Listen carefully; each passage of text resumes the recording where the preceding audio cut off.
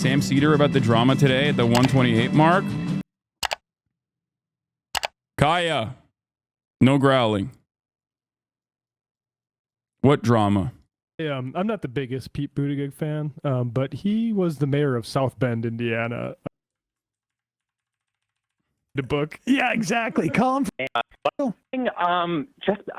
So I've sorry, I'm like really nervous.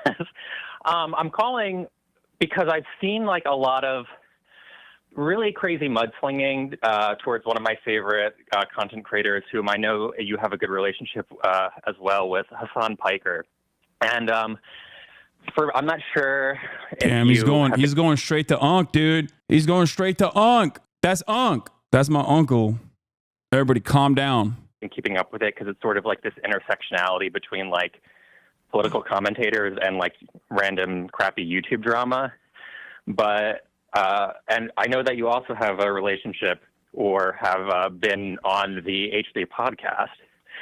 So anyway, just to give like the spiel really quickly, if you haven't heard of it, Ethan Klein sort of has had this like crazy campaign against Hasan lately, insinuating that his fan base is anti-Semitic and that he's allowing this sort of area of his community to exist, and just going above and beyond to make the most bad faith arguments in order to like perpetuate this narrative. And it's really like been personally upsetting to me specifically because here's this guy who, I'm sorry, I'm like really fucking really nervous. Doing good.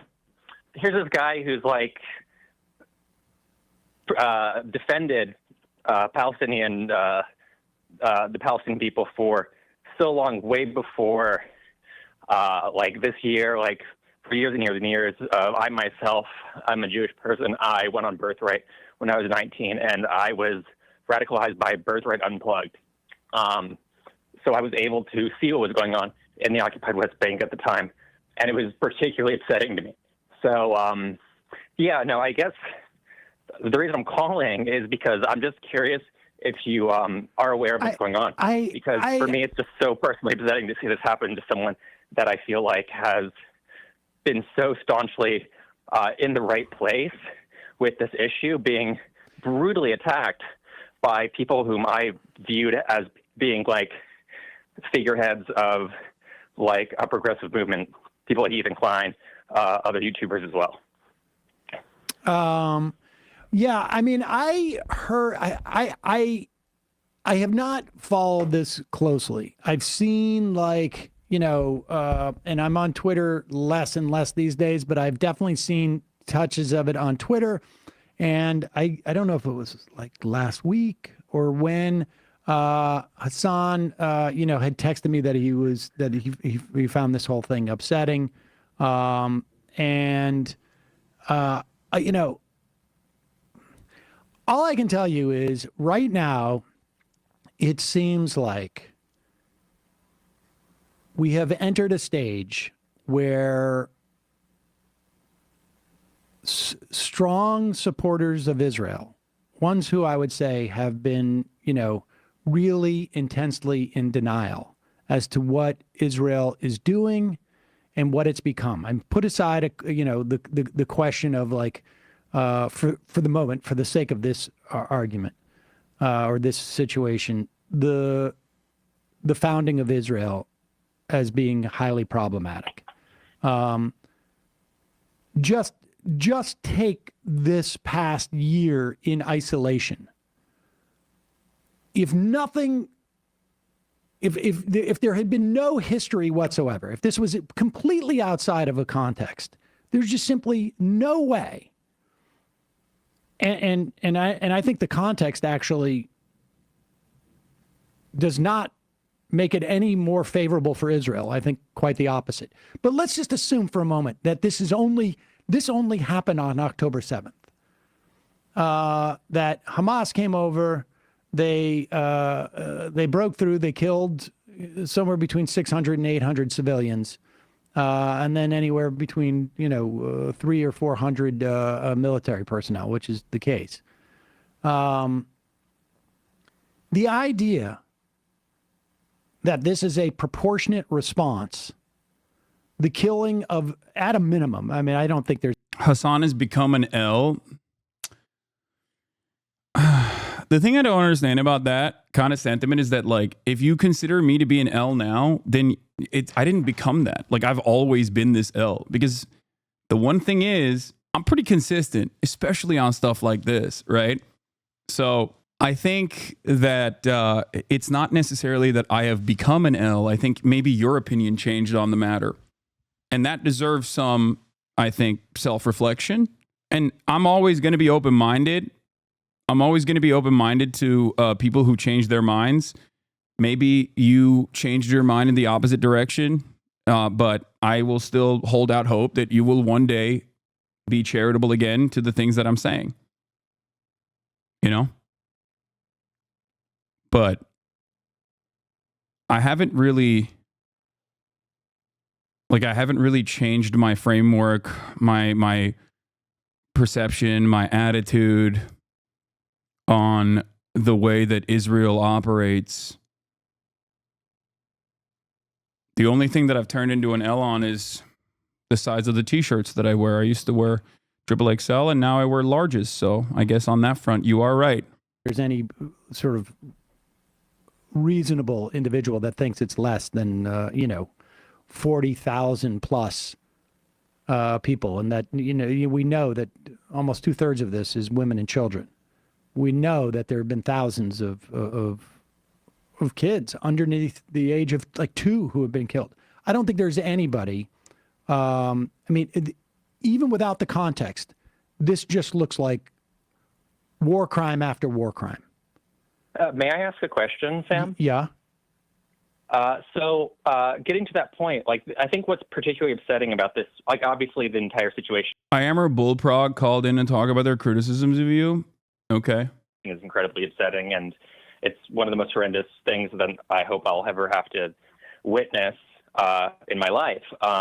But I think what's particularly upsetting, like I mentioned before, is seeing people whom I previously thought were fairly progressive become like radicalized against this issue, and listen, people that are so much worse with their bad faith arguments, and I wonder if you think it's more about that, just hits home for them in a weird way where they're able to suspend their disbelief. That was the point that I was trying to make. It's like, I feel like we have hit a stage of this now where it is so horrific. It is so obvious that even without you can't even acknowledge it. Even without context, that to remain in denial, you need to go further, right? Like, you can't hunker down. You need to go on the offense. I will tell you this. I had a guy, family friend of my father's age, who called him this week and asked if I was an anti-Semite. Yeah. So this is ironically enough, the reason why I wanted Sam to talk to Ethan as well, because this is like getting too into, in a very public fashion, but getting too into like inter-community conversations. Okay. Like, you know how sometimes we open the door? You know how sometimes we open a door and peek into black people's business? This is Jewish people's business to a certain degree. Like, the way that American Jews analyze Israel and the opinions that they have, like, this is a inside baseball conversation almost. Like, I understand why that chatter is frustrated, because he's like recognizing the cognitive dissonance demonstrated by people who he recognizes were progressive, who have gone through a genuine attitude change, right? And yet that attitude change has like limits in terms of the analysis. I think that it's just slightly parasocial. I don't think so. Because like, I have 2 different camps here, right? I have like hardline anti-Zionist Jewish friends who are very close friends of mine, as you guys know. who I love and have so much respect for, who have already had these opinions very publicly for a very long time. And then there are a lot of young Jewish Hasanabi heads that I talk to who have basically gone through this journey into anti-Zionism, and that and the communal attitudes that are reflected back at them, like the push and pull basically of your own personal convictions on this matter versus the way that your immediate family members treat you, and your sense of community basically being robbed from you because of your difference in opinion on this matter, because of how many of these communities are built around the concept of like defending Israel. I think that's a real issue. Sense of community, Lamau? No, I mean, it's true. What do you mean? You can't say that like sense of community, Lamau. There are plenty of anti-Zionist Jews who literally are just like, dude, I don't know what the fuck to do. Like, you know, you have Hillel on campus, you have all these like Jewish groups on campus, and they straight up are like, oh, are you fucking anti-Israel? Fuck you. You're a token. Get out of here. Like, you get excommunicated like a fucking Mormon. To be clear, I've been pro-Palestinian since I did Birthright Unplugged at 19. I'm 33 now, but it's upsetting because I saw firsthand the propaganda. Yeah. No, I'm talking specifically about like when I go to the encampments and stuff and I talk to the students there. One of the most common things I heard from Jewish students at the encampment was like, you know, you have no, like, you basically don't have the same like community resources all of a sudden, because like it's just, they take that shit away from you. You're like not a part of it. You know, you have to be pro-Israel. And I feel like that's a frustrating situation, and I haven't been able to find it like a good solution to that at all when people ask me that question. You know?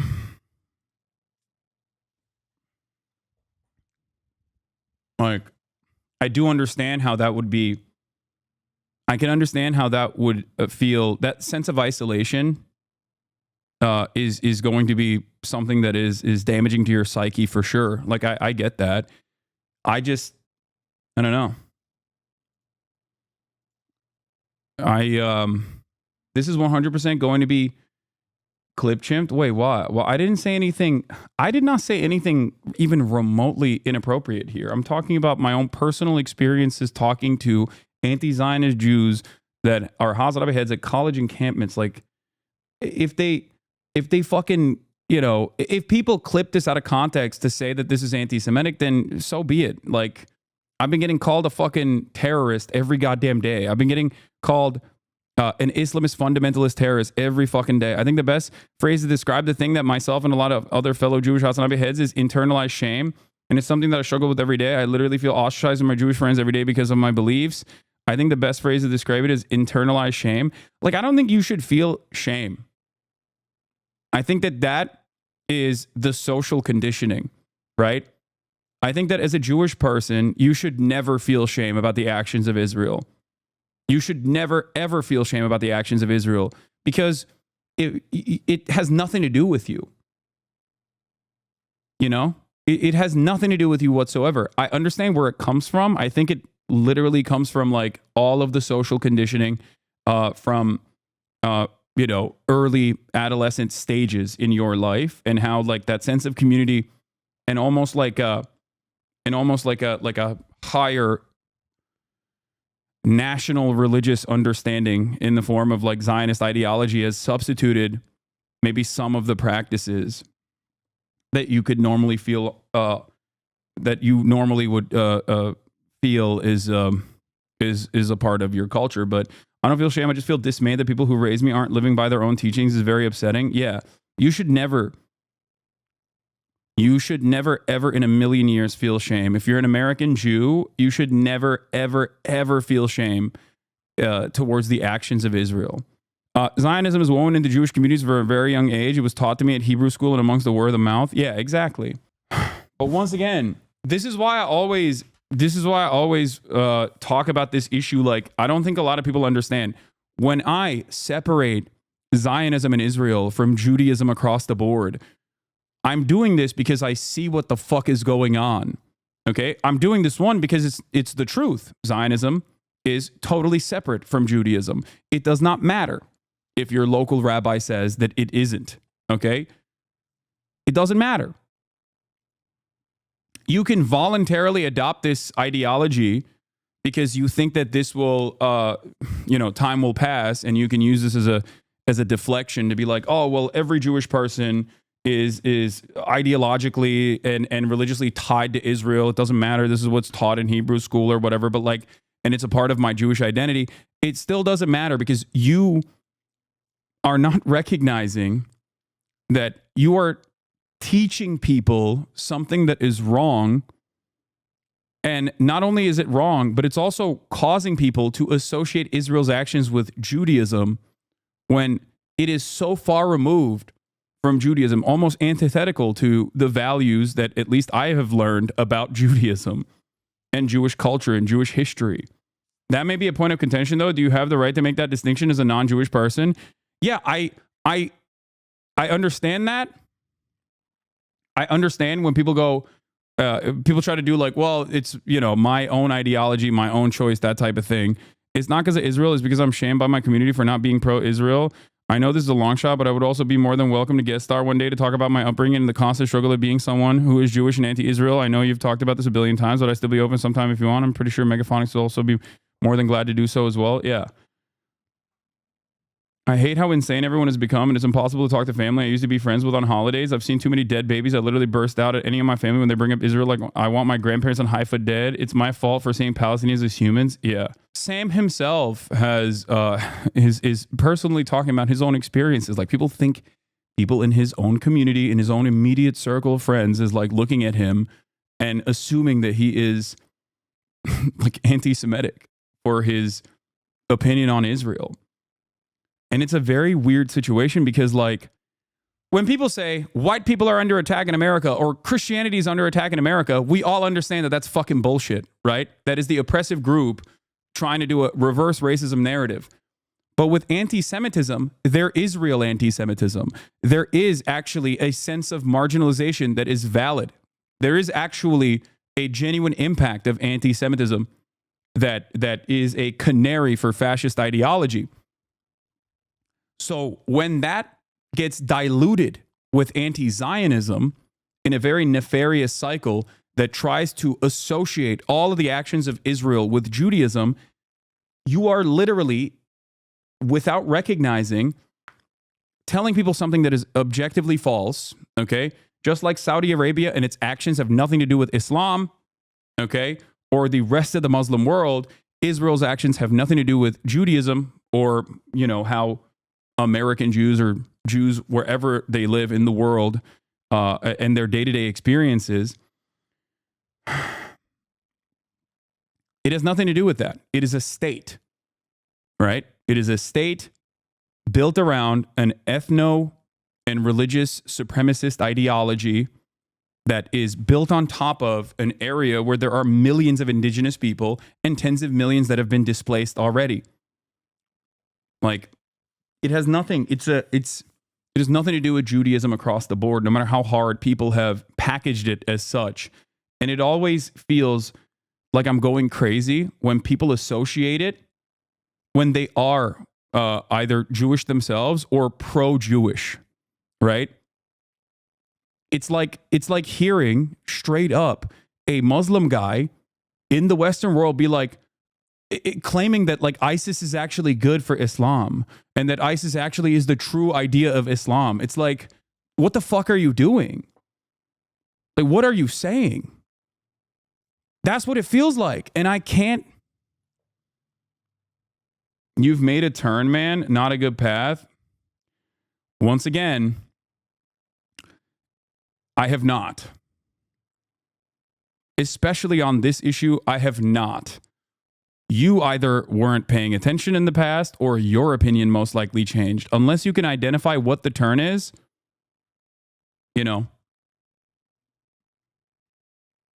unless you can identify in your mind what the turn is, we can't have this. We can't have like a normal conversation. It's just your vibes.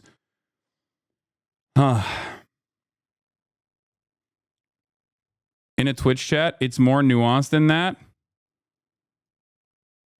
What? It just, you can give some talking points, I suspect, right? Here's another story from Nandre. A little anecdotal though. When I lived in Israel, many of the younger Israelis despise Zionism because they live inside it and saw the garbage effects it has on life. It's why it's such a frustrating dialogue over there. The West is so far removed from it and pushes it so hard. Yeah, that definitely is the other aspect of it too.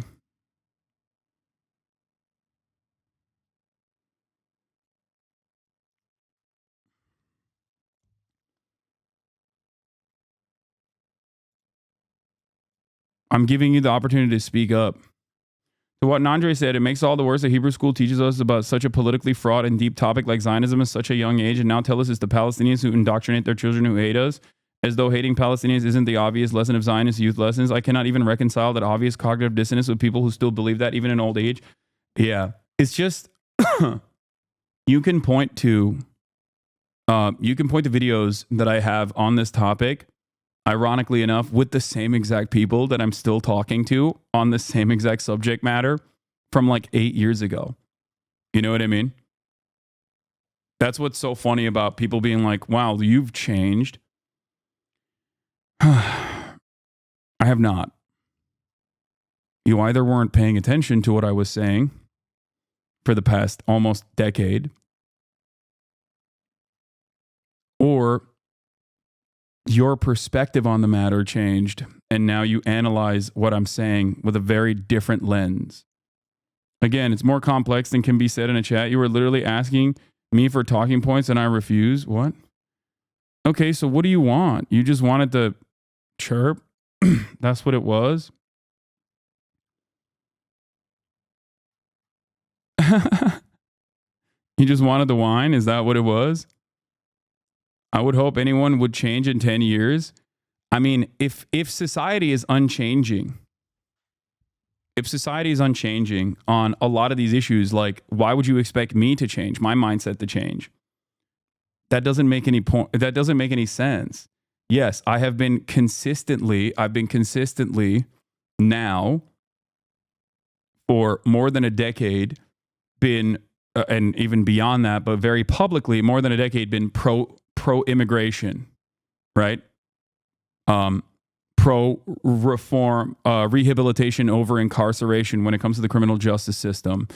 I have, and none of those structural problems have gone away. I have been very critical of policing as an institution in this country. That has not changed, if not only gotten worse. So, like, and with respect to Israel, it's not like Israel 10 years ago was different. It was still an apartheid, and it still is. Like, my core values and the way that I understand the world have not shifted dramatically. These people just started paying attention, not you. Yeah.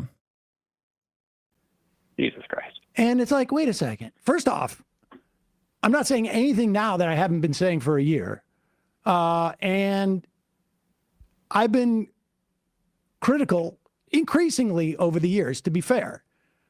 But starting in 2004, when we did this show on AM Talk Radio, we had the Israeli embassy contact our show, after our first segment about Israel, which was in, I don't know, second month of doing the show, because they wanted to refute our points. I mean, we were critical of Israel. I think I just denounced terrorists. I do. Your voice speaks loud. Do with that what you will. I denounce terrorists every day. I denounce the terror state of Israel every day. I denounce America's actions that are state-sponsored terror every day. Every day. Yeah, I do. I've become more critical as I've learned more about, people are still people, right? Like, they're still human beings. Whatever kind of fucking sticker you associate with them does not change that dynamic. people understandably have a desire to live free. Okay? That is a normal human desire to have. If you understand that the standard of violence is set by the larger, more powerful party, which in this case would be the settler colonial country with nuclear arms that are getting endless amounts of funds and weapons from the largest superpower on the planet historically, then you have to recognize that the overarching harm, the larger harm, is always still coming from Israel. Israel is setting the standard of violence.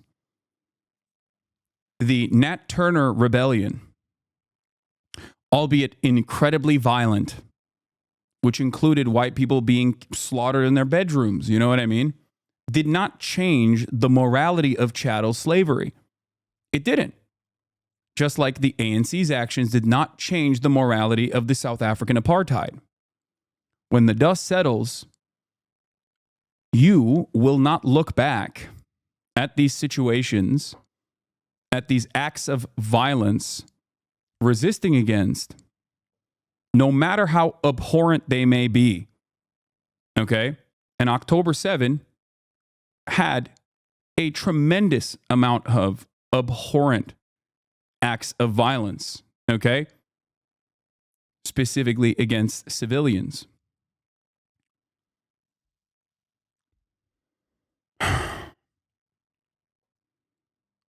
When the dust is settled,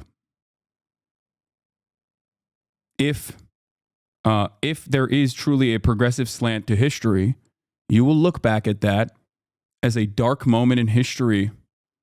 But ultimately, the much larger harm will be accurately pointed to and the much larger issue will be in the hands, the larger responsibility will be in the hands of the settler colonial entity.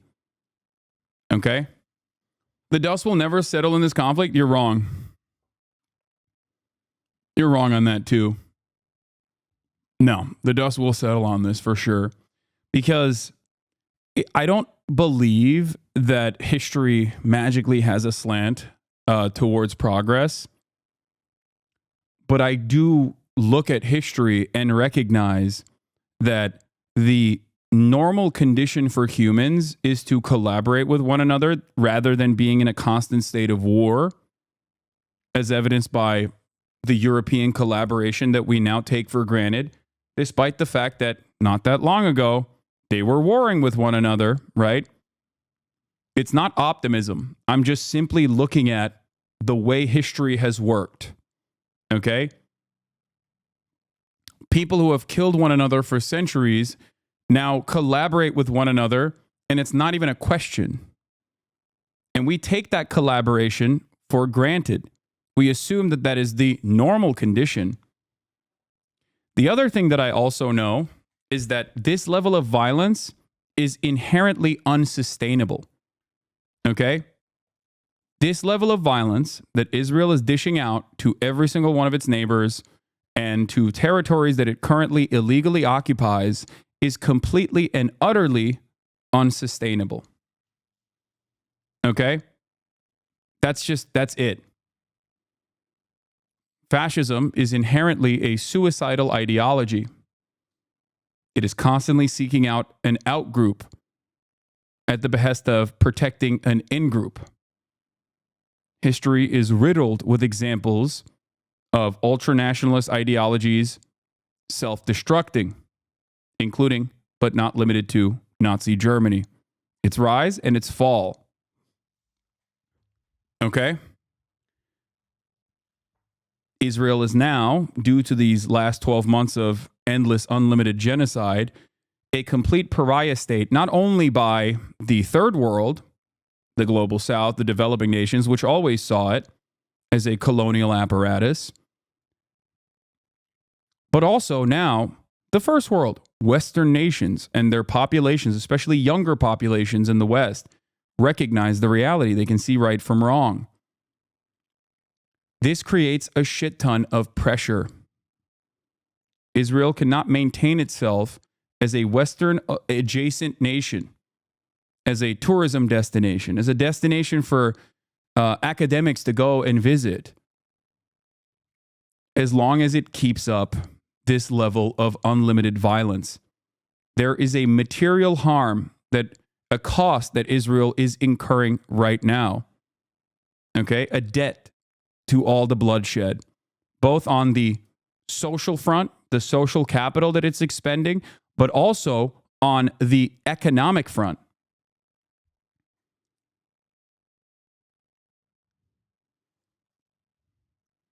Think about your own personal attitude.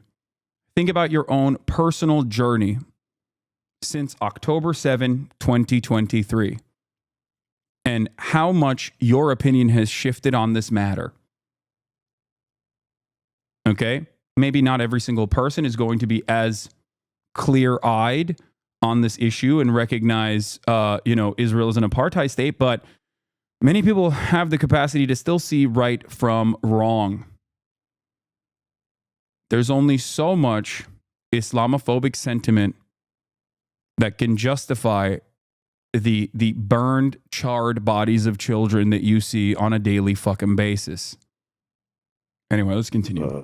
Over the years, more critical of just sort of like of Zionism per se. But the point is, I think we're at a point where it is so horrific that to maintain the denial, one needs to sort of like shift the entire conversation. I do not believe that Hasan is anti-Semitic. That has never come up. That's the weird thing too. Where does this? I watch a lot of his streams, and if you're making those types of arguments, it has to be in bad faith or you're at least clip chimping, as he would say. I don't know I just never have witnessed anything even remotely like that. I haven't followed this close enough, but I don't know if it's in bad faith as much as it is, at least in the instance of Ethan, that it is very, very difficult for some people who are attached to an idea or certain realities or have family there or whatnot to reconcile what they're seeing. Yeah. I mean, I know people who literally don't believe that anybody has died in Gaza. They think it's all fake. I mean, It's infuriating because I've experienced way more hostility and anti-Semitism from fellow Jews than Hassan, Morgan, or anyone who's been attacked this week. Yeah, I mean, because we're not anti-Semitic.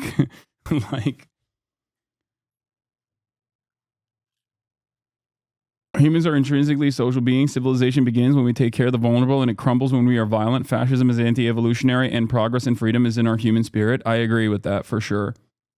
The amount of denial, we're in that that era, that phase of the epoch where it is so hard to deny, even if you can justify. I've said it a billion times, Hasanabi. If at any point I felt that this chat's room status as one of the safest and best regulated places against anti-Semitism on the internet was in question, I would make it known or leave. I'm still fucking here.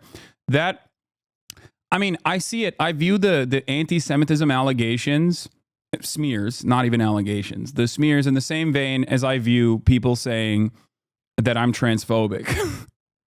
And sure, there are plenty of people who still maintain this belief that I am transphobic, right?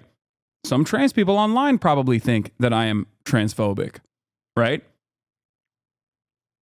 This is one of the largest trans communities online.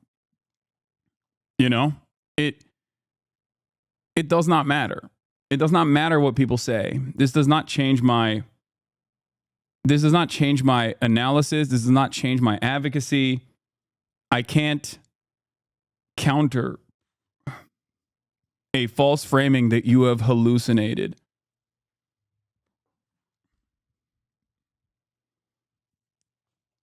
That's it.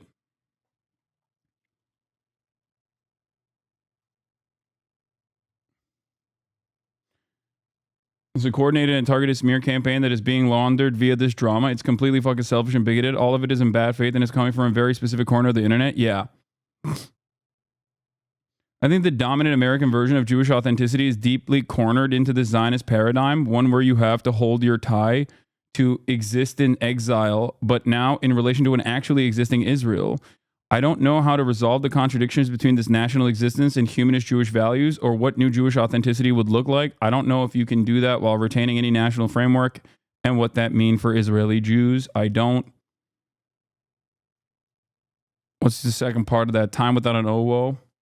I know you're not anti-Semitic, but with the right clips, I can understand why some things make some people uncomfortable. I think that's a problem with streaming 8 hours a day for 50 years. Not everyone will understand you to the same degree. Yeah, but the benefit of that, of my streaming 8 hours a day for fucking 10 years, not 50, is that you can also find the actual context in which I'm saying certain things. No second part, I just don't know, is for American Jews to hold those discussions. Like, you will never be able to convince me that American Jews cannot arrive at this point if there are Jews in Israel who recognize it and are anti-Zionist, like Time Without an OWO. You know what I mean? It's just crazy. I know what it's like to grow up in a fucking ultra-nationalist culture, an ultra-nationalist country. You know what I mean? I know what it's like. It takes a lot of fucking... It takes a lot of resistance, resilience, intellectual curiosity to overcome things that people take for fucking granted. One of the best things about America, I guess, one of the kind of weaknesses about American nationalism is that they're so hyper-focused on their treats that it's like much easier to fucking examine this kind of thing, especially when paired up with the lack of interest in creating or cultivating this like national mythos in the United States of America, because like we care more about capitalism and upholding that than we do about like having some ultra nationalist movement. Anyway, Israelism is like out to watch. Oh, this is the yeah, I kind of want to just like buy it and watch it on stream. Just say fuck it, YOLO. If you're not willing to look up the context of the criticism about you, do you realistically expect your detractors to do that for you? Yeah, no, I know the context of the criticism because I know where it's coming from. I've heard it a million times over and I've addressed it a million times over. And I think it's bad faith in general. So it's kind of silly to hyper focus on it. What I also find really funny is that like it's literally packaged clip chimps, and then people turn around and go, why won't Hasan address these bad faith smears that are directly antithetical to his values and his track record on this issue, right? Why won't they address that? And then when I even remotely address it, people turn around and clip something else out of context to only extend the conversation. It doesn't feel like a productive thing to do.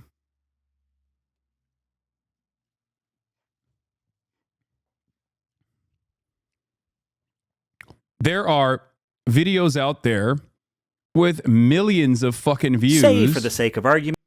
There are, yeah, Chatter put some effort and corrected this. Just a quick reference point to what Hasan actually believes versus the lies. 1, Hasan enables anti-Semitism to be commonplace on Twitch. No, anti-Semitism has no place in the leftist movement and has never had space in the leftist movement. Oh, wow, this is like a fucking massive effort post. Holy shit. Respect. Yeah, it's the why don't you respond to the criticism Innuendo Studios video As that a reasonable moderate, ask, why don't you respond to criticism? There's a lot going on in that question, more than is immediately obvious, and it's worth understanding. Anyway.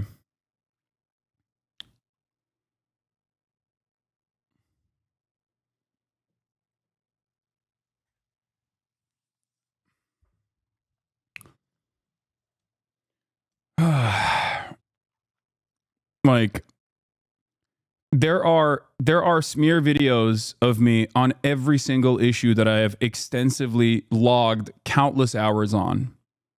Transphobia, white supremacy.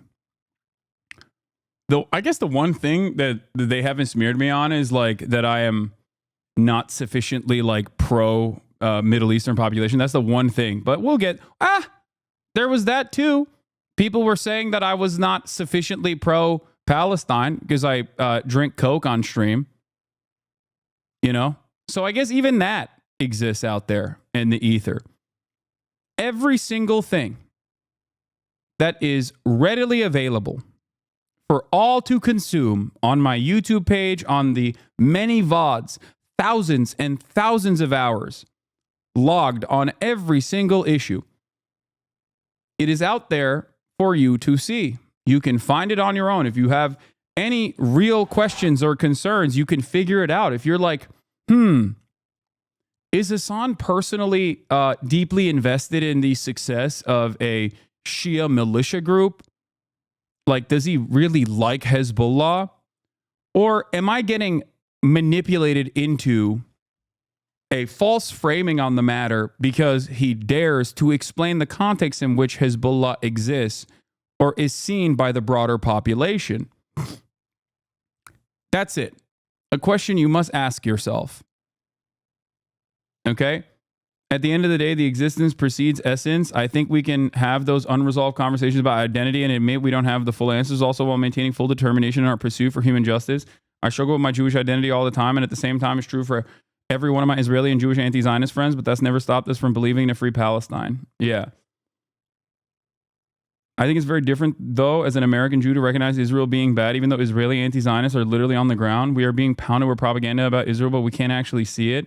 Just like how you wouldn't see the ads if you're subscribed.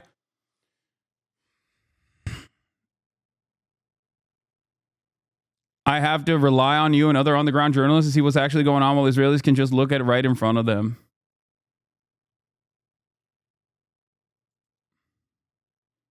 Fucking goddamn it. Well, this is something I'll be looking forward to when I'm not running ads any longer, okay? Son of a bitch. If you no longer want to see those ads, all you need to do is subscribe. Opponent on the majority report made a great point that when these people analyze the terrorist groups are fighting, it's viewed as apologia, but when Western violence is put into the context and justified, it's normal. Yeah. Like, this is what I mean. The Ordinary Gamer made a video about you today. Like, dude, come on. Dog. Come on. Like, I love how people that want to defend Israel will always be like, it's complicated. Let's not talk about it. Let's not say anything.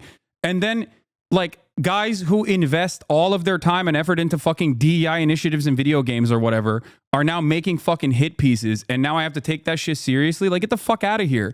Why am I supposed to talk to someone who doesn't know what the fuck they're talking about? How am I going to fucking sit here? Like, oh, I'm just going to sit here and listen to every fucking drama farming centrist YouTuber with a fucking alt-right adjacent crowd that they are desperately trying to fucking capture the attention of every single time someone makes a YouTube video. Like, it's fucking stupid. Like, let's be serious, man. Come on.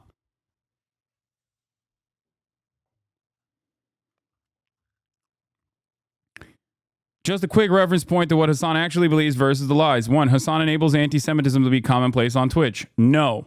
Come on. Anti-Semitism has no place in the leftist movement. It has never had a space in the leftist movement. The leftist movement is, first and foremost, comprised of revolutionary Jews to begin with, okay? It was literally attacked as a Jewish plot, as a Jewish conspiracy. That's what the Nazis said. That's why the first people they threw in the concentration camps were socialists. It is a very dangerous prospect to make this conflation, which serves the interests of anti-Semites. It all sometimes feels like, especially for Christian Zionists, okay, that they have no fear in Nazis whatsoever. I know that Jewish ultra-Zionists still understandably fear Nazis, neo-Nazis, and fascists, but I am afraid of this wave of propaganda turning people's opinions and dropping them from being understandably fearful of the statistical probability that if they do withstand some kind of anti-Semitic action,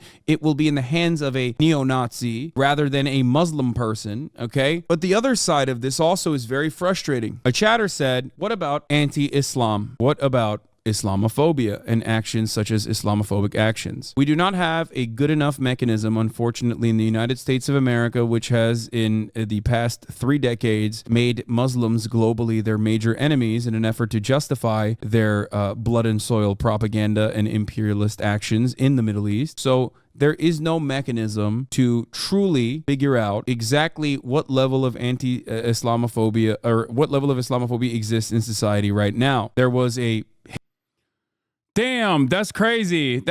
I guess I fucking precogged all this shit. That's why it's so funny when people say, Hasan, why don't you respond to this? Why don't you respond to that? What the fuck am I supposed to do? I responded to it months before it became an issue for you, I guess.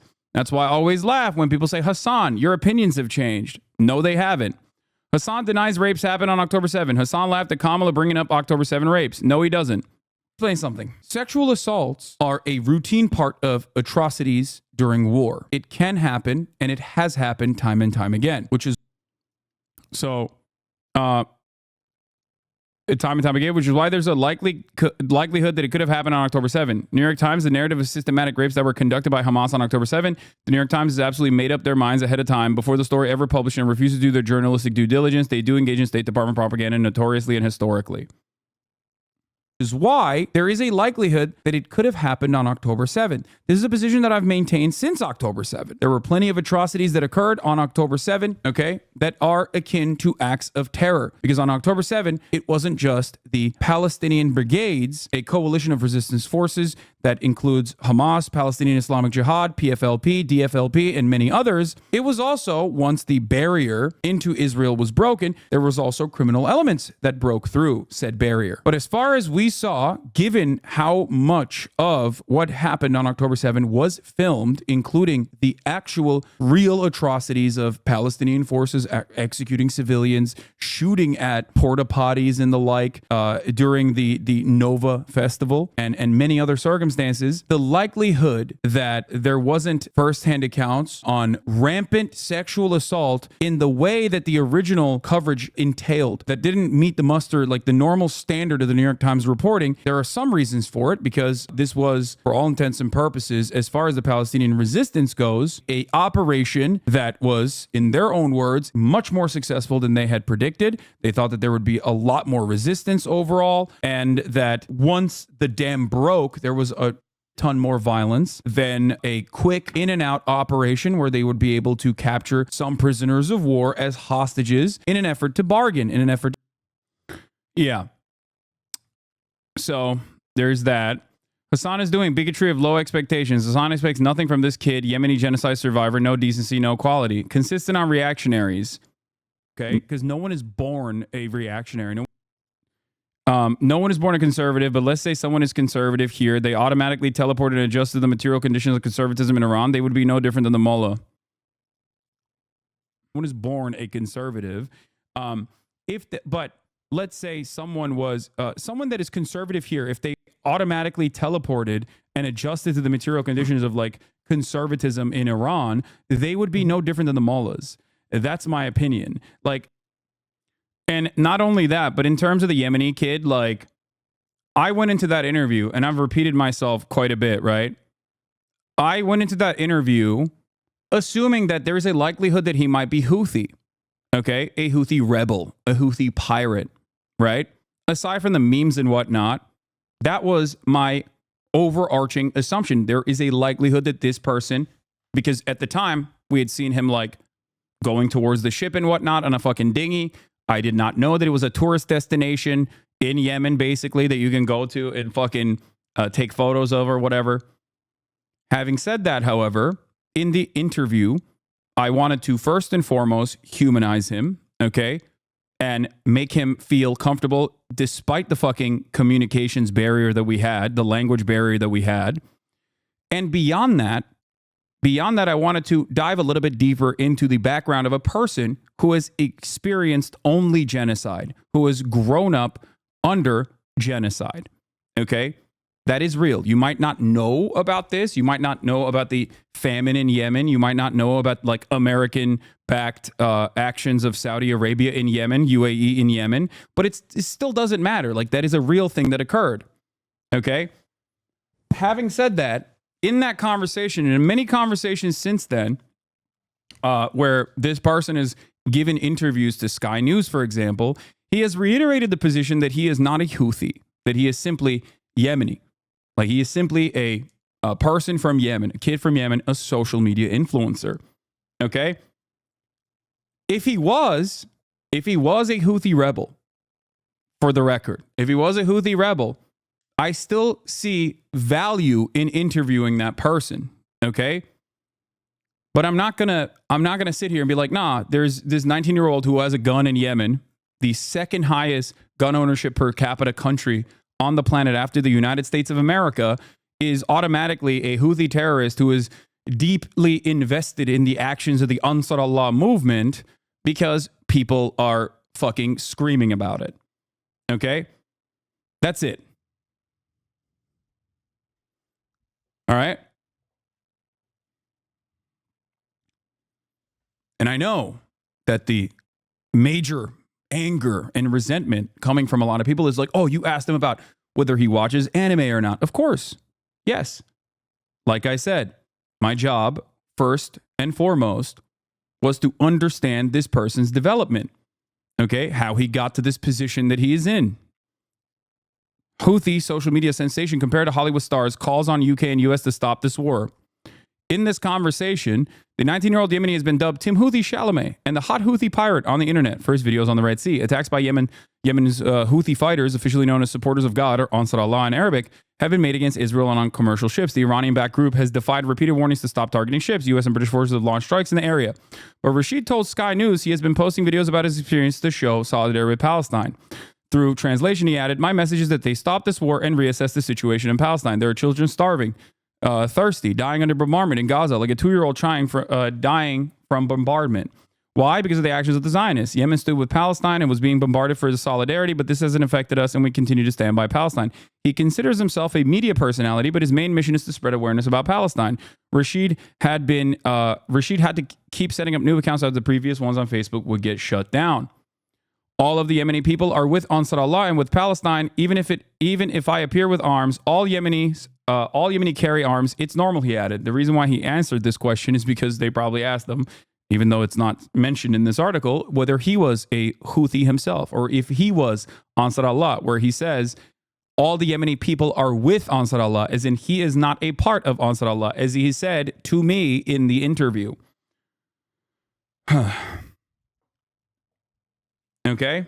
Just so people understand, just so there is no, just so people have an understanding of this. Not that it fucking matters.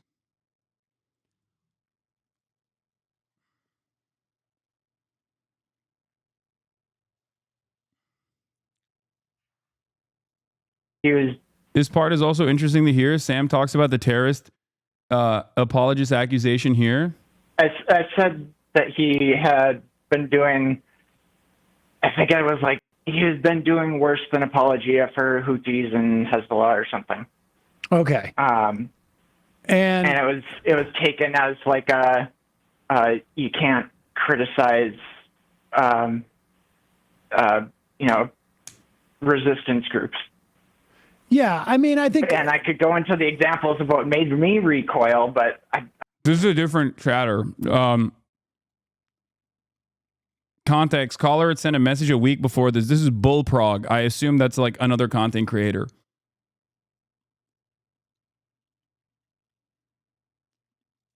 that's not what I want to do. Yeah, no, I get it. I mean, I think like, look, it's a nuanced question because undoubtedly, Sam doesn't need to know anything about the details of like whatever is like clip champed or whatever. He might even take what this person is saying at face value. But you know what's interesting about this? It ultimately doesn't matter because he knows that when you contextualize any kind of violent resistance movement that is outside of American sphere of influence, you will get fucking terror jacketed. Okay? He knows this because he has been doing this for many, many years. And he has been attacked viciously as well. Most of the time, however, these attacks used to come from the right. Liberals were, at the very least, a little bit more understanding and did not engage in this level of immediate, like, oh, you're a terrorist supporter, you're a terrorist defender.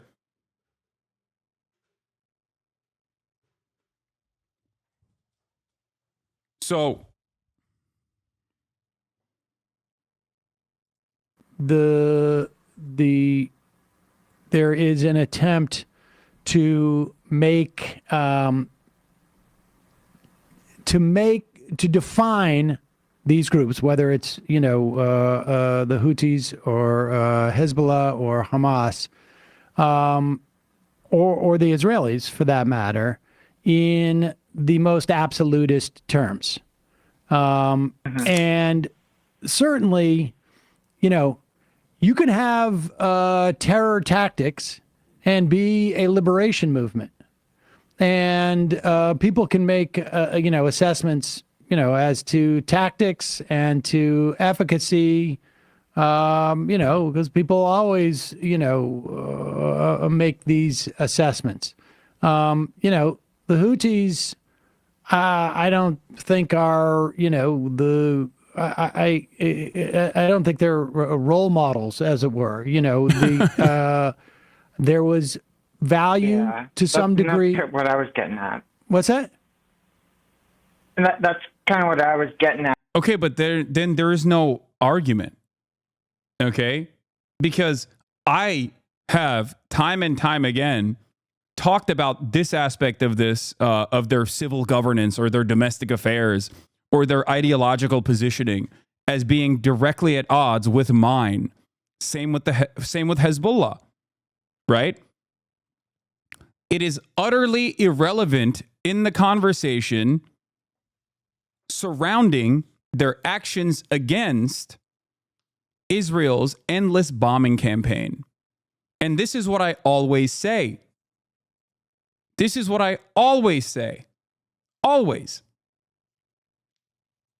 If you look to Hezbollah's ideological position on gay people, okay, or the Houthis' ideological position on gay people, or their actions that they've taken against gay people in Yemen, and you turn around and go, damn, dog, can't believe you're defending that, you're a fucking idiot. I have never defended that, and I will never defend that. The point is, it is utterly irrelevant in the grand scheme of things. It is utterly irrelevant because the reason why they're being bombed is not because of their, death campaign or destruction campaign upon gay people or whatever, okay? If you personally believe that Operation Prosperity Guardian is being done to defend homophobia or to fight against homophobia, you are the biggest rube of all time. Hassan Nasrallah was not assassinated by the state of Israel for Hezbollah's actions in Syria. Hassan Nasrallah was not assassinated by the state of Israel for being homophobic. Hassan Nasrallah was assassinated by the state of Israel alongside PFLP and DFLP leaders who had nothing to do with the cross-border bombing campaign that was going between Hezbollah and Israel, by the way. But they still were assassinated in that same night because of his position as a figurehead that resists against Israeli bombing campaigns in Gaza. That's it. Not actually irrelevant. It's just that it should be treated as a different issue. No, it is irrelevant in this conversation. Okay? It is irrelevant in this conversation, especially in the same vein that, like, if you were to turn around and be like, well, sorry, I don't know what America's opinion on gay people was in the 40s, so I will not fucking talk about their actions against the Nazi regime. That's ridiculous. People would fucking laugh at you if you were like, well, excuse me, America was a segregationist shithole in the 40s. So what? Were they the bad guys in World War II? No, they weren't. The only reason why people bring this shit up in conversations like this is the exact same reason over and over again. They did this with the Taliban. Like, I'm not a fucking fan of the Taliban. What are you, stupid? It's to justify permanent occupation. That's it. It is a way to try and be like, well, they're bad guys too. It's like, yeah, sure. Are you fixing it? Or are we the big bad? Yeah, it's like saying British sterilized gay people, so they actually were the bad guys in World War II. America was a racist apartheid regime during the 30s and 40s. Stalin was a racist conservative opportunist who was responsible for Holodomor. The British Empire was doing genocide and doing colonialism for many decades leading up to World War II and during World War II. The Nazis were such an insane evil that the Allies are very clearly and correctly viewed as the good guys. Context matters. Exactly. And yes, no, Stalin did have conservative leanings. Let's be fucking real, okay? Calm down. Like, he did. He had a lot of right opinions, especially within the framework of World War II. And he also wasn't the best fucking, wasn't the best governor, okay? I don't think that is a, I don't think that is a controversial take. See, the reason why we can have this conversation, however, is because now we are having this conversation within the historical framework, okay? Yeah, they did. They chemically castrated Turing because he was gay, the guy who pretty much saved the war. I know. The example I like to use is how Florida has that law that says they have to teach slavery, had some upsides, but you won't hear me saying they deserve Milton. Exactly.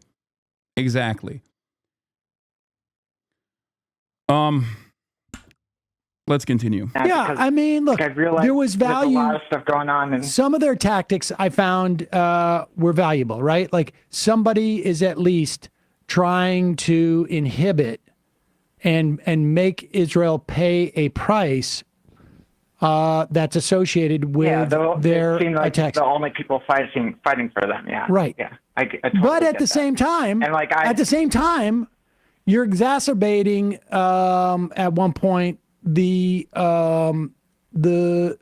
starvation in Sudan. Some of those ships are sending goods and are sending food supplies and aid to Sudan.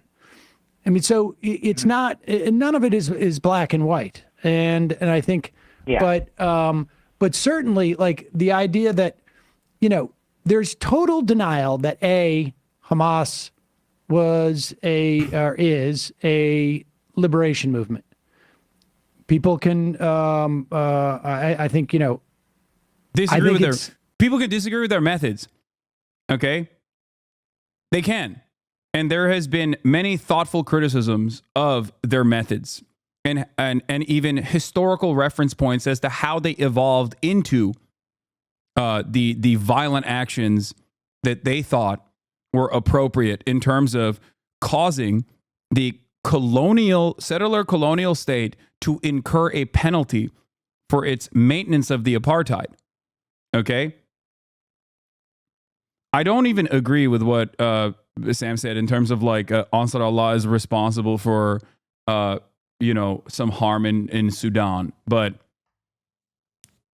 especially considering that one of the countries that also was responsible for the fucking famine and genocide in Yemen is currently also responsible for the RSF doing a genocide in Sudan.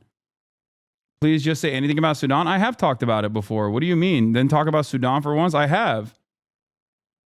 It's the UAE. Immoral to kill civilians. People can, like I've already said, from an international law standpoint, I think Hamas probably has, more standing than most people give them credit for. I do know that the ICJ had or is seeking warrants for crimes against humanity, both for Sinwar and I think his number two, and Netanyahu and Gallant. And I defer to those prosecutions as to the validity of those. Yeah, A person asked, like, where is this assessment coming from? I mean, you can Google it yourself, but to end Sudan's war, here's from foreignpolicy.com. It's one of those few issues where you can go to foreignpolicy.com and actually see exactly what the fuck is going on, because it's one of those few issues where, like, it's our ally doing it, but, like, we don't really have a direct involvement, so we can actually fucking criticize it. Why can't uBlock work anymore? What is happening here? I hate that. How do I... Oh, here it is. Never mind. I fucking did it. I did the dang thing. Sudan civil war fueled by secret arms shipments from UAE and Iran. Despite denials, weapons inspection... I like that they put Iran in there. Okay, Chrome is breaking it. No, it's fine. It worked. The ongoing crisis there has reached a catastrophic proportion, yet the international community's response remains woefully inadequate. A series of missteps and political maneuvers have undermined efforts to provide meaningful assistance to those in desperate need, and the Rapid Support Forces, the RSF, the paramilitary group responsible for much of the violence, has yet to be held accountable for actively destroying the country's food reserves. The situation demands immediate action and a drastic shift in approach from global leaders and institutions. At the core of this failure is the United Nations Security Council's persistent delays in addressing findings from its own panel of experts on Sudan. These findings document credible allegations of the United Arab Emirates' involvement in violating Darfur's arms embargo by supplying the RSF with weapons and ammunition. Furthermore, The Guardian reported that the UK government officials have been blocking discussions of the UAE's involvement in the Security Council for months, including after the Labour Party took power in July. So if you want to understand, it is like somewhat associated with the Western leadership refusing to reckon, Western leadership refusing to rein UAE in. But once again, we rarely ever get our allies in the region to rein it in, seemingly, especially when, you know, you're going to laugh about rape or deny today. Chatter, I think you should probably watch this. You should probably look at this if you are legitimately concerned with this. You know, this will probably cause you to understand that you are maybe deluded or wrong. I like that there is this massive effort post, by the way. Respect. Respect to the person who made that. I don't think that you care about the truth, though.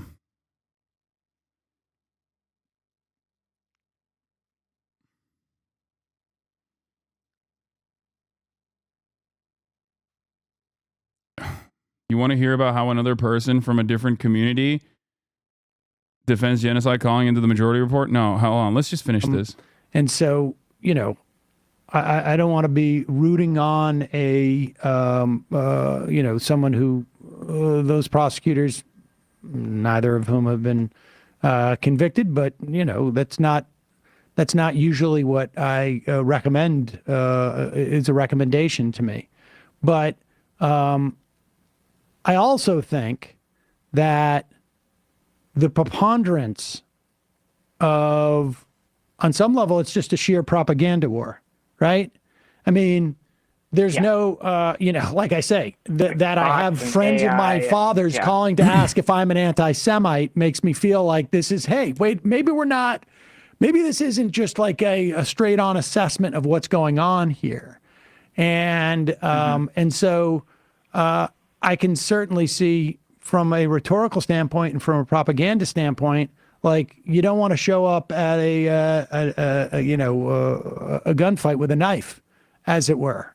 So, but yeah, I wouldn't worry about it. You know, I mean, I wouldn't worry about I just say, Bill Prug, I appreciate you calling in, and I want to say, like, I do, like, I feel defensive about what Hasan's going through, and I know so does Emma, and we have a disagreement there, but just generally, I do think there's a tension here, and one thing, a quote from Fred Hampton weeks before he died after a Weatherman riot in Chicago, he said, "We believe that the Weatherman action is anarchistic, opportunistic, individualistic, it's chauvinistic, it's custeristic," and that's the bad part about it. It's custeristic in that its leaders take people into situations where they can be massacred, and they call that a revolution. It's nothing but child's play. It's folly. We think these people may be sincere, but they're misguided. They're muddleheads and they're scatterbrains. So like generally, I do appreciate all the work you've done out there actually in the streets and seeing this stuff. So yeah, no hard feelings on our part.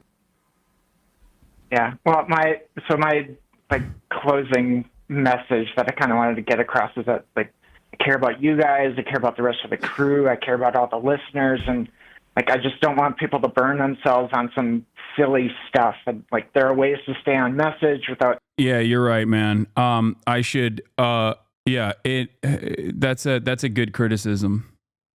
Call missing some context. No, it's just like it's such a silly fucking thing, dude. It's such a silly type of criticism coming from someone who's like ostensibly on the leftist side of this issue, because it's like what are you talking about? You got fucking primed into believing that like I want some kind of like Islamist fundamentalism to occur because of my contextualization of how resistance groups operate. Like, come on. Like tone policing a genocide is ridiculous. Yeah, he says we should stay on message and then complains about something that happened a year ago. I know. It's like, it's almost as ridiculous as like, oh, I don't want an adpocalypse to happen, but also I hope it does, is fucking ridiculous. You want it to happen. You're like demanding that it happens, as a matter of fact.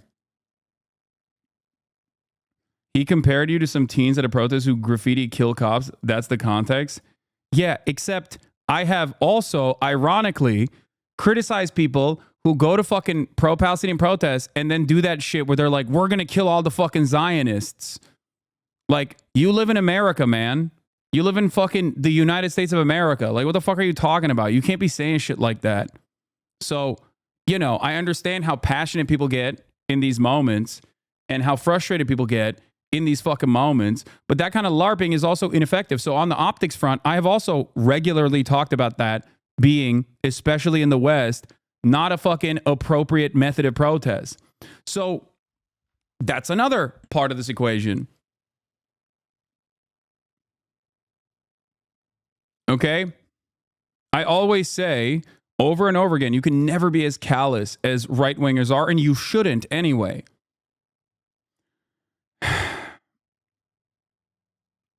Regardless, if you were to turn around and fucking compare that to like some fucking random 19-year-old in Yemen posting a similar image, you are insane, okay?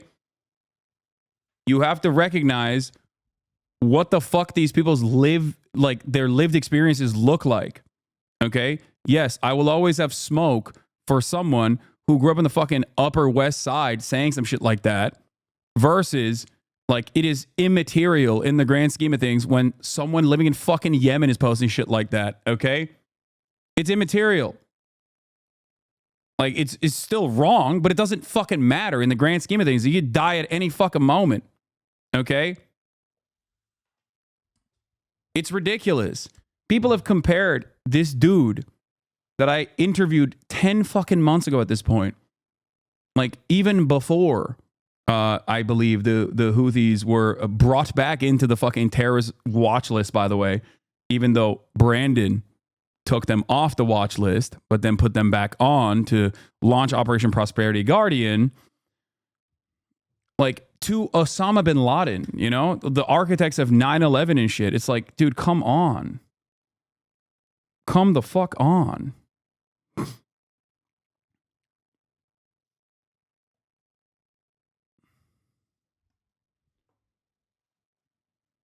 Anyway, that chatter complain about BLM supporters writing kill cops on a courthouse wall. That's what I'm saying. It's like, it does not take away from the overarching message. I said this during the Black Lives Matter protests as well. Let's just be honest here. Someone in their community are here crashing out and punching at any pro-Palestinian streamers. Yeah.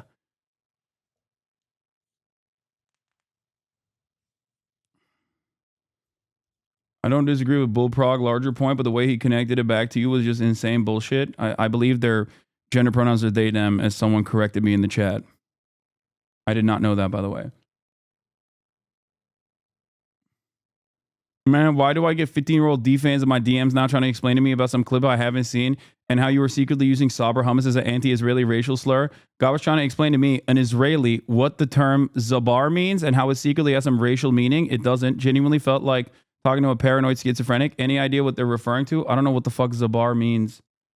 What is Zabar? I don't even know what that means. I don't think I've ever used that. That is pretty funny, though. Like telling a Jewish Israeli anti-Zionist whose fucking family is also from Yemen, by the way. Like, I'm going to tell you right now, I'm a fucking Christian guy. I'm a white Christian dude in Iowa. And let me tell you, okay, you, my friend. Oh, it means, is it Zabar like a different way of saying Sabra? I didn't even know that. Lamau is literally just Sabra in Hebrew. Oh, okay.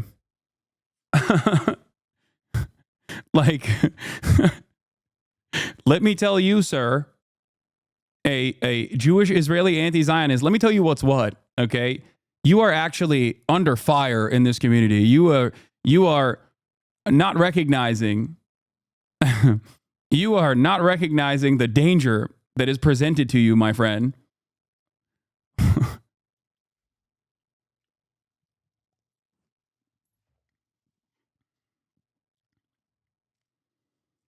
Zabar is a Hebrew term for Sabra and is historically been used by Zionists to describe this new Jewish archetype of the Zionist era. It's very sociologically charged, but it's not a racial slur. He told me, you're so close.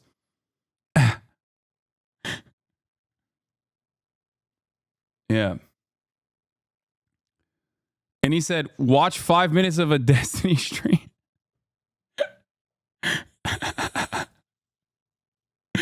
Dude, they are so passionate. I just wish that they would use this passion. That's the handle? It's this guy? Oh, no fucking way. Ain't no way. I know who that is. I know who that is. Ain't no way.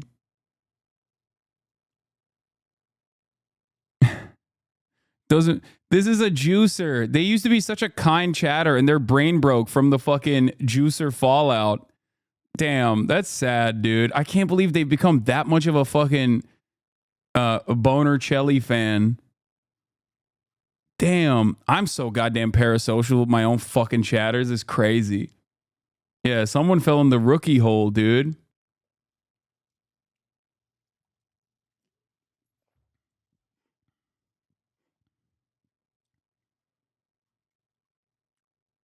You're so close. It's such a Reddit thing to say. Yeah. Damn, dude. Why do you have this random chatter committed to memory? Because he's like a particularly kind individual who was always like very good-natured and was an active and prominent member of this community. And now, after being banned, he just like sits around in the chat and looks at usernames that I pull up to individually DM them about how bad I am. That's sad.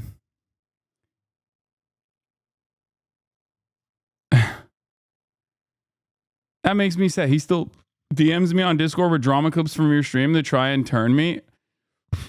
Oh.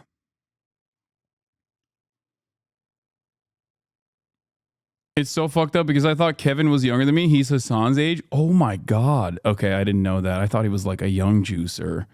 God damn. Okay, never mind.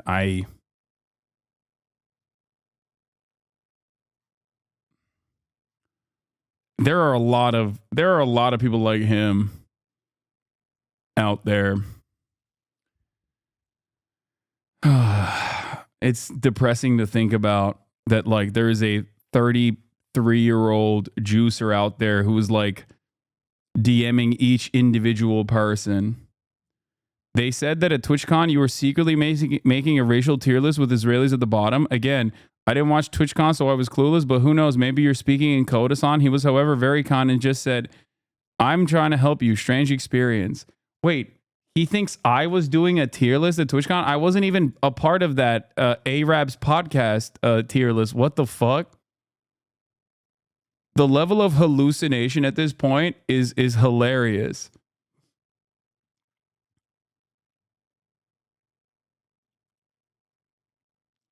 Yes, and Sabra was code for Israelis. Yeah, no, it was. I genuinely felt bad. Hasanabi, dude, I avoided you for so long because of how crazy your haters made you sound. Even though I knew I probably agree with you about most everything politically, you got deranged haters, man. I know, but ultimately, you have to remember something, okay? You have to remember something important. You're here, you know? It doesn't fucking matter. I think in a long enough timeline, given that history does have a tendency to vindicate me on a lot of these issues that I speak of, many people, for one reason or another, will inevitably get to a point where they go, who is speaking out against this inequality that I am experiencing? And considering my track record and my political opinions on every single fucking issue and the long history that I have dedicated to speaking out on virtually every kind of bigotry, every kind of issue, you will inevitably arrive at something you care about. And then you're going to see my coverage on that and go, oh my God, I was fucking wrong.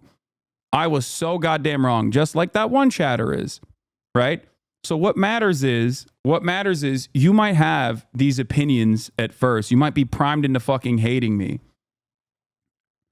You might be primed into fucking hating me, but there is going to be a moment where you see the truth, either through genuine intellectual curiosity or because you want to maybe come in here to fucking hate watch. Okay? And then you're going to be like, okay, maybe these guys are just fucking lying about this person.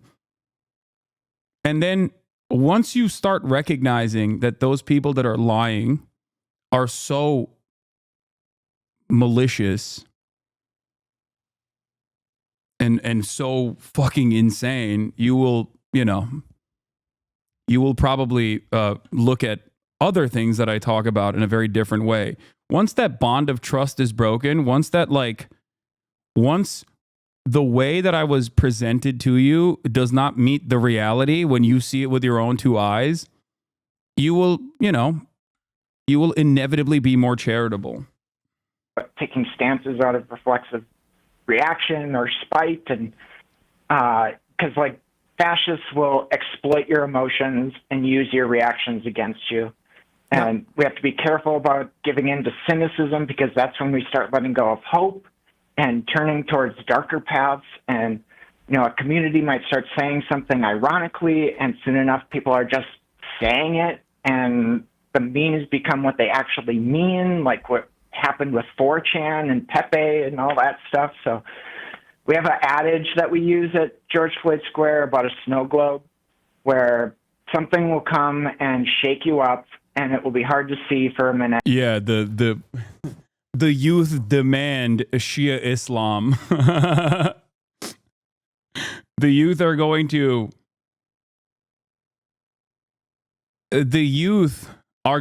demand Shia Islam. They are going to see the light of Allah, okay, because of the actions of Hezbollah, and they are going to yearn for Shia Islam. Where is our mullahs, I say?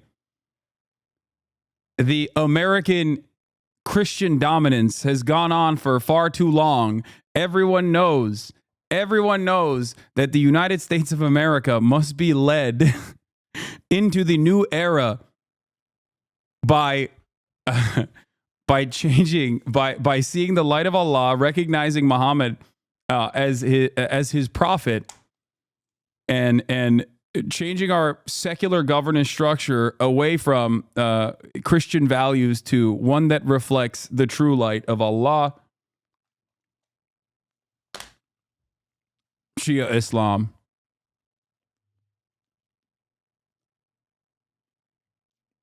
It's literally going to be like those two communists with a book club in Disco Elysium. Very worrying. Yeah, the children yearn for the Ayatollah.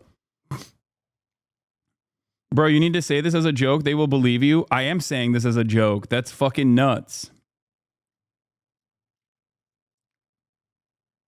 This is what the English right actually thinks is happening? Yeah.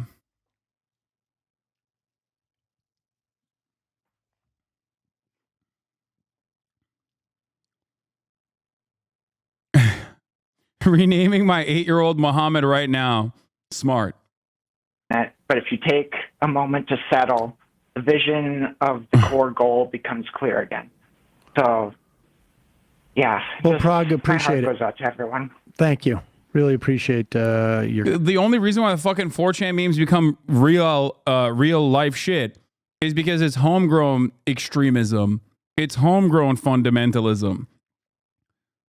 This is no different than assuming that like America is going to adopt Sharia law. Okay? You have to be insane.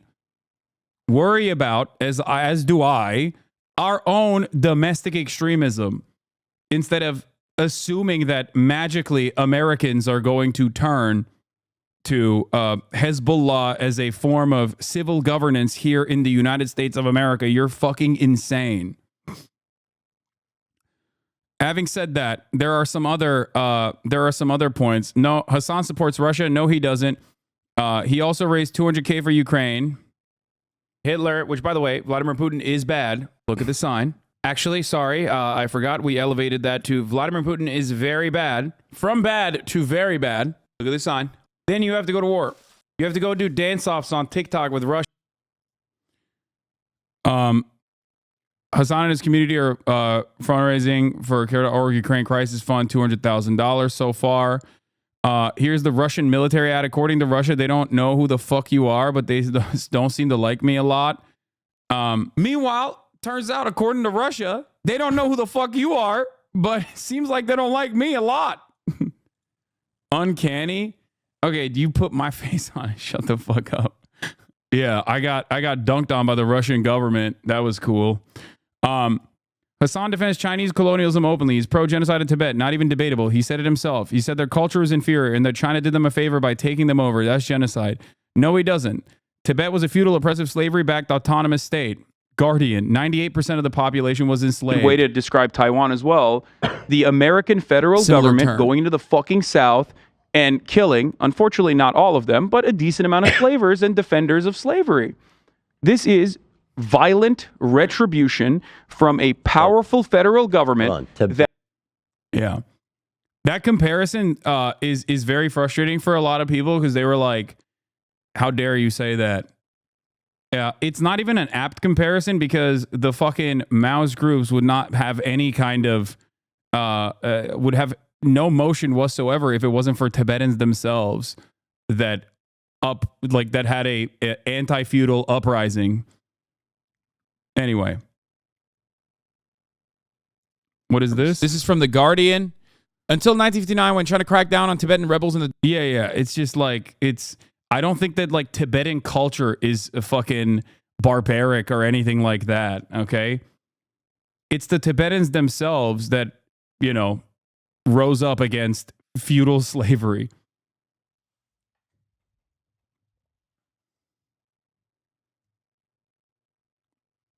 Anyway, the only place we deviate is that I don't think we should displace 8 million Jews that were born there.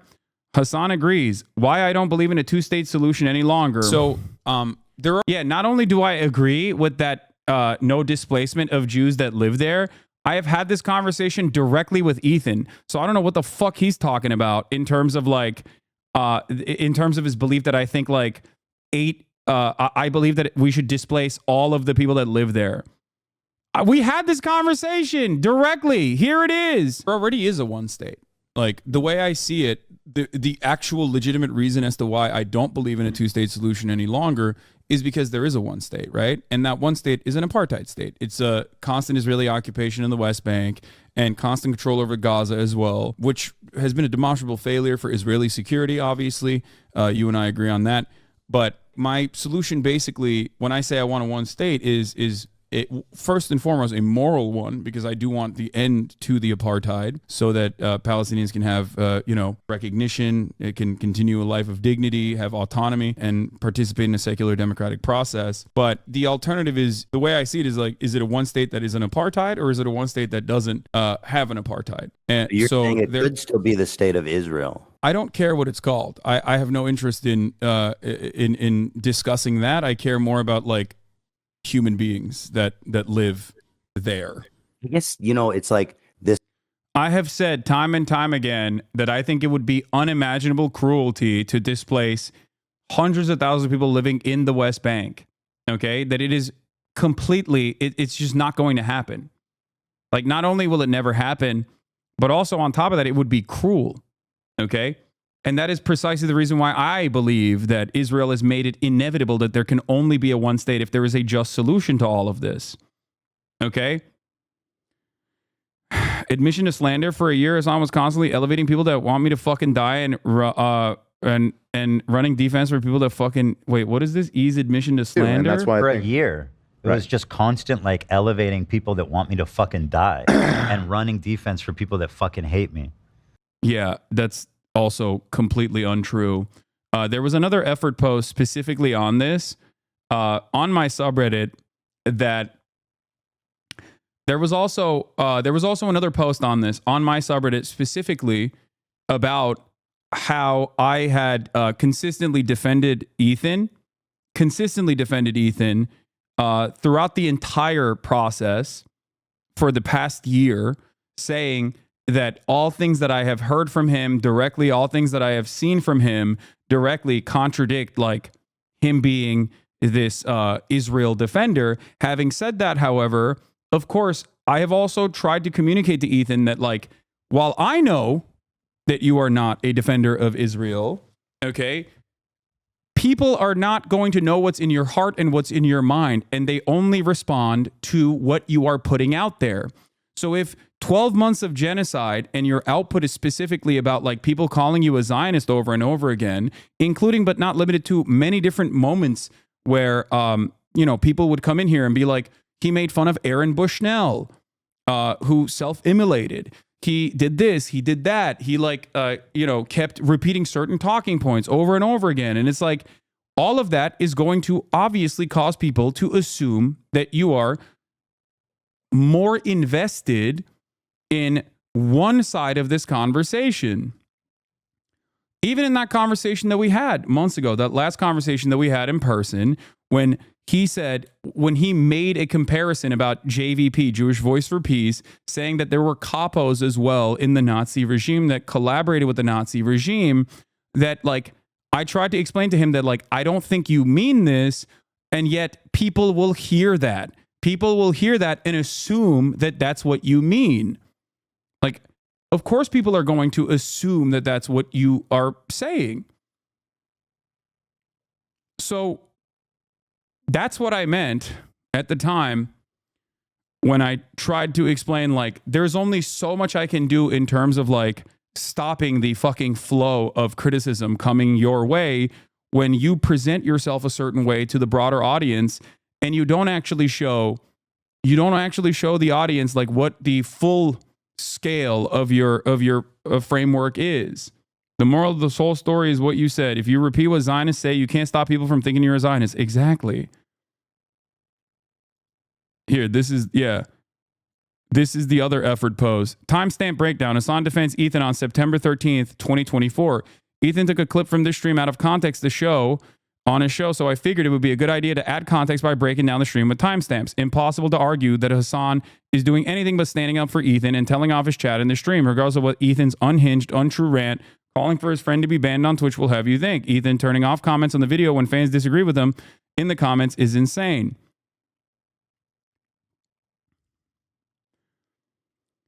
I think a lot of people fail to consider that when I choose not to show certain things coming from Ethan's side, it is not because I'm fearful of the brilliant points that he's making. It's more so that it's disappointing, it's sad to see, and beyond that, it's more so to, in some ways, not present him in the worst possible fucking light that he is desperately presenting himself as.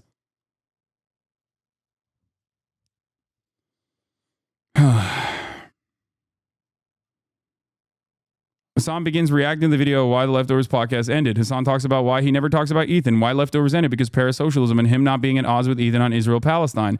Hasan says he doesn't care that Ethan calls him out because he knows Ethan's heart is in the right place about Israel-Palestine, regardless of how he treats Hasan's community and mods. Hasan defends Ethan, telling off his chat and saying that Ethan will never become MAGA. Anti-Semitism is abhorrent and completely unacceptable. I have never allowed it. It is my red line. Hasan says when he looks back at leftovers, he's happy that it happened. Hasan supports enjoying Ethan's content, even when people disagree. Stark tone difference from Ethan saying Hasan should be banned on Twitch because of how Hasan's content makes him feel, don't you think? Hasan says that he got the feeling that Ethan thought Hasan was trying to turn the H3 community against Ethan, when Hasan was instead offering him more charitability and banning chatters who came into the stream to shit talk Ethan / cause drama. Hasan defends Ethan's character, even when Ethan gets too passionate and flies off the rails, because ultimately Hasan thinks Ethan's heart is in the right place. Hasan says Ethan is 90% of the way on the correct stance on Israel-Palestine. Hasan says, please point to anti-Semites in the chat so we can ban them. Says anti-Semitism is banned in his community. Of course, because it always has been. Hasan tells off a chatter for condemning Ethan instead of commending Ethan for having the correct take in 2021. Hasan tells chat to shut the fuck up, and he hates that they don't care about his well thought out opinion, and hates how they call Ethan a Nazi, and why he hates covering drama with Ethan, and he knows that people will spin his opinion to prove his community is anti-Semitic. Hasan goes off on chat again, calling them crazy and telling them they can't be normal, saying that it's not Destiny chatters cosplaying, but rather people who say he is not sufficiently leftist.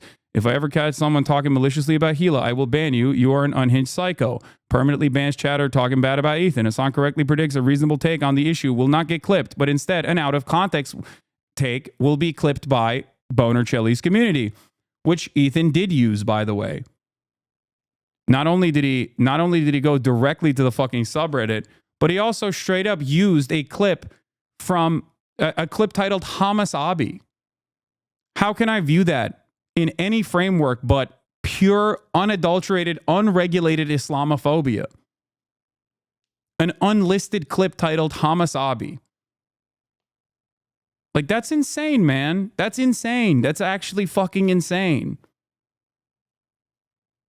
That is not good faith at all. There is no way for me to actually fucking look at that and treat that with like kindness and charitability beyond what I've done. I think the most charitable thing that I can do is refuse to talk about it. You know, it's insane that you support CCP. Okay, dude. I just want high-speed rail in the United States of America. I want even development in rural communities in the United States of America, okay? I want healthcare in the United States of America. I want good college education in the United States of America that is free. I want better educational opportunities for every single American, okay? That's it.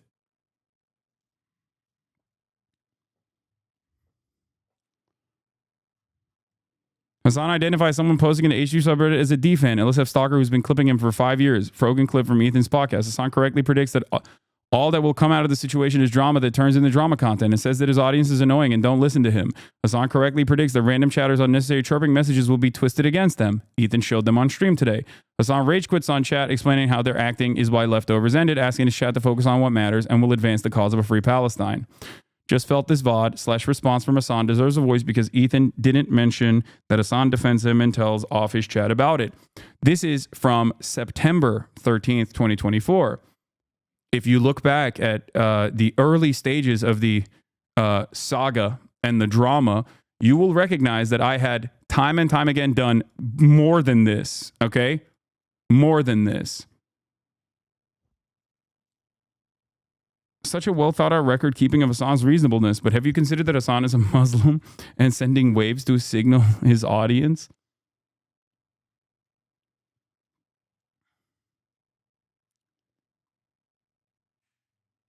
Is there any chance that all he sees is and gives you charitability? Oh, I want it for him. I don't know. Maybe.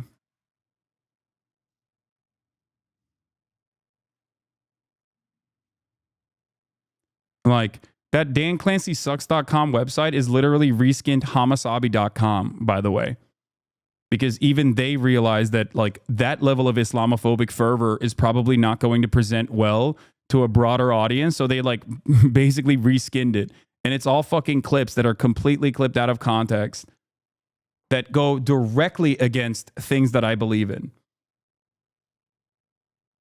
And this has been ongoing for the past year because that community, Boner Chelly's community, is way more predisposed with making a mockery and presenting a false narrative surrounding one of the loudest voices that is pro-Palestinian emancipation than the actual genocide. They don't give a shit. They do not give a fucking shit. Why do this? He's just going to misconstrue your points like last night. It's okay because there's 38,000 people in here and not every single person in here is totally fucking primed and totally tuned into this shit. So it deserves some level of recognition for those who are in here who are like, I don't really understand. I thought you were a cool guy, but now I'm thinking that you're a fucking, pro Islamist fundamentalist terrorist, dude. Like, what the fuck? For a year, Hasan was constantly elevating people that fucking hate me. Hasan has always defended I think you're a good person. Just understand that people don't know the empathy that you have and simply see similar talking points that they've heard from others that don't demonstrate that same empathy. That's all Ethan, I'm doing. I know. I never said that. You disagree, clearly. That's it. And that's fine. I've never said any of those things against you. And I don't believe that. I'm simply trying to describe the position of Palestinians in this matter on this front. And, You've done that. And I Palestinians, understand, bro. Anti-Zionists as a whole. I understand. I've listened to you. I agree. I'm sorry. I don't want to fight. I think this is like, I mean, it sucks, and I'm sorry that I made you feel a certain way. I'm sorry that my community.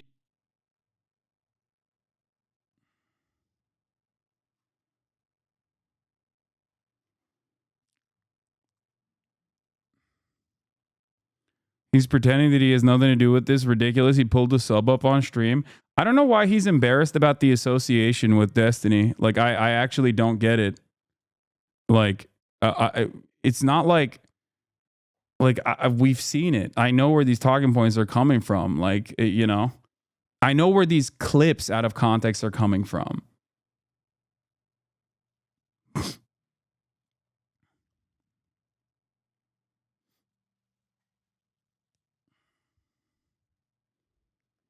And it's like my position on this has not changed, which is ironic because people at the time did not fucking comprehend this. Like, people at the time were thinking like, oh, he's saying he has no control. He has no control over his own fucking community. Hasan has no control over his community. That's not what I was saying at all.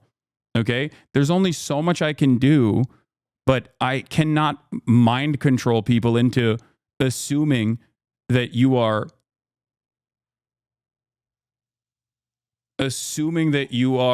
pro-Palestinian when you are using similar talking points to those who are, pro-Israel. I think people know that community is unhinged and obsessed, so Ethan knows it discredits his narrative. He's receiving all these clips served on a platter, trickled down long after you've dealt with them, and he probably knows it? No.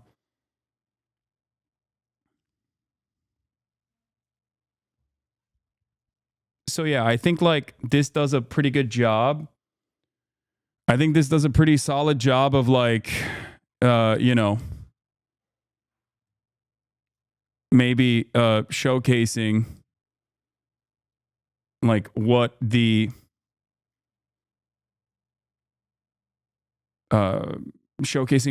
narrative is. You said this exact quote. I know it's weird that I repeat myself so much and have to do it time and time again. It's because D called ex podcast buddy R word several times, so it's pathetic for him to capitulate that openly. Yeah, aren't there fucking logs of Destiny time and time again saying like Ethan is R worded over and over again? He's like pathetic and all this shit. And until it basically basically this was a good vehicle to fucking unload the frustrations that you feel.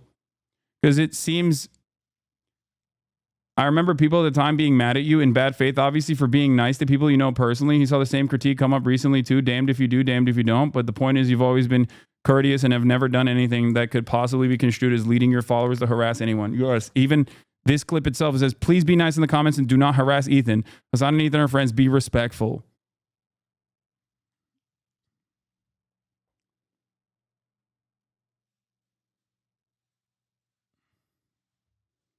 Not just logs, but Clips. He said he had an IQ of 80. Yes, there are tons of clips. Yeah.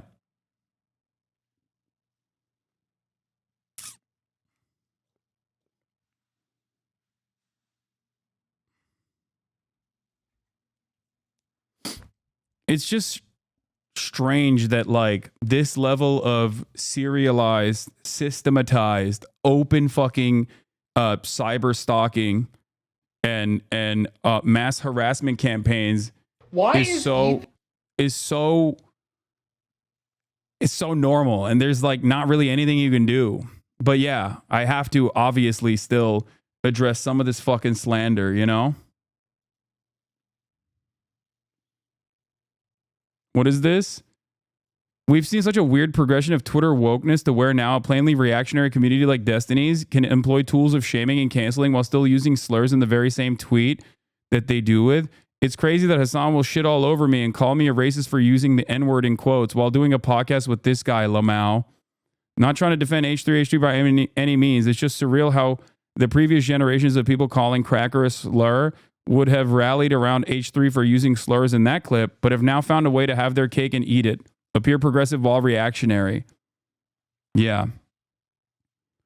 That's from, you know, all the way back in 2021.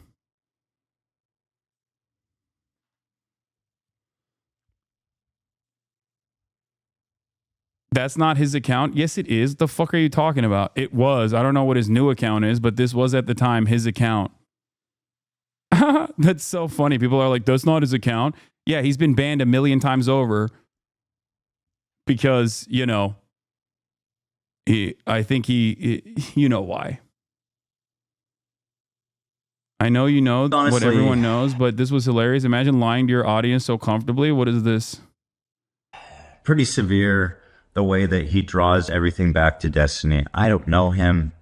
I've never talked about him on the channel. Because Destiny's been getting like mega canceled by every conservative for saying he doesn't give a fuck about the guy who died, which is whatever. You know, here's the one where he actually had a debate with Destiny. And main guys, there's Vosh, Destiny, and Hasan, and they all fucking hate each other. They're all social, or no, Destiny's not socialist, but they're all like libs, and they all fucking hate each other. And Destiny was digging in on him, rightfully so, in my opinion. I mean, she's Louise. Being like, I'm a terrible person. I'm the worst. And as soon as Destiny gets on, he goes, fuck you. Go fuck yourself. You're a terrible person. He says, Destiny and Ethan Klein call me foolish for supporting the Tate's innocence. And once Destiny calls in, he starts tilting him so fucking bad and just more and more and more deranged. I guess Destiny has a problem with this guy. I think everybody has a problem with this guy outside of Fresh and Fit. Like Destiny was saying. These are the same same type of out of context clips that D watches. Like, I know he knows who he is, dog. What the fuck do you mean? Like, of course I know who. I know he knows who Destiny is. What are you talking about? He knows that the fucking subreddit was being brigaded at the time too. Okay. It's not necessarily that like he knows who he is. It's more so what my point is not that he knows who he is and he's lying about it. Everybody knows that. Okay.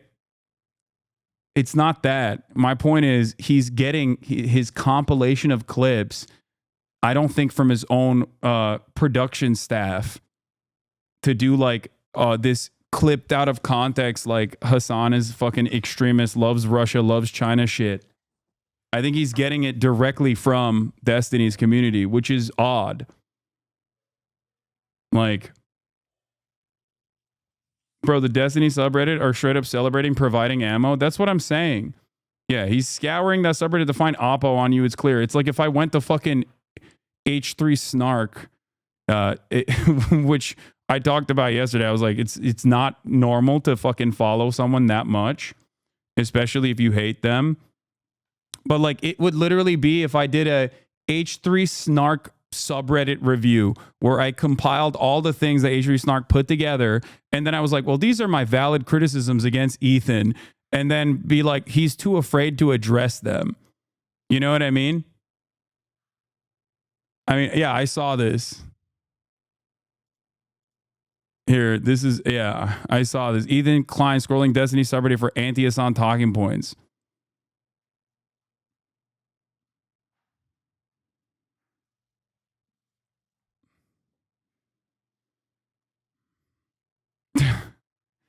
Once again, how do you arrive at a Hasanabi, unlisted Hasanabi clip? A clip titled Hasanabi that is unlisted.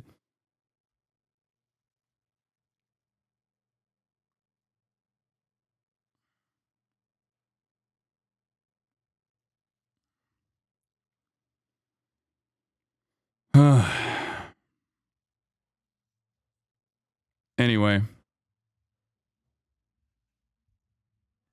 For the clip of you watching Kamala and grimacing when she said Hamas graped women, what's the missing context? I don't know. Do you think that I haven't written extensively or talked extensively on October 7, the atrocities, what actually took place, the media coverage surrounding it, creating additional atrocity propaganda when it wasn't even necessary, but exclusively to fucking make it seem as though all of what do you call it? All of Israel's actions that came after October 7 would be justifiable? Or do you think that a 2-second clip is the sum total of my entire perspective on this matter? I'm a political commentator. Okay? I'm a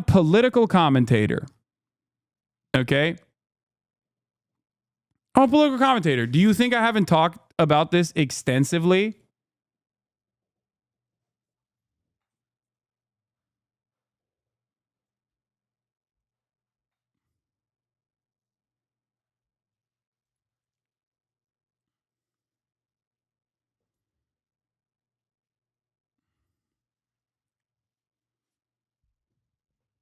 Ban me. You were a pretty good person to get into politics with, and I appreciate that. But after going through yours and other streamers' history, you are the most cowardly individual when it comes to defending your takes against others. DGGer for life.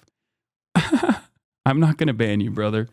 I don't know if the mods already did, but I hope you live a happy life. I do mean it. Like God damn, dude. How the fuck do you get here?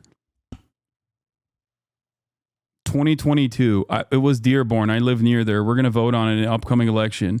We're voting on the Dearborn situation. It seems the book should be allowed for public viewing. For real, why the fuck am I here? Why am I even a liberal? Oh, yeah, because I got a 5-figure check coming from TYT. Like, that's how much of a fucking fan he was that he was joking about TYT checks.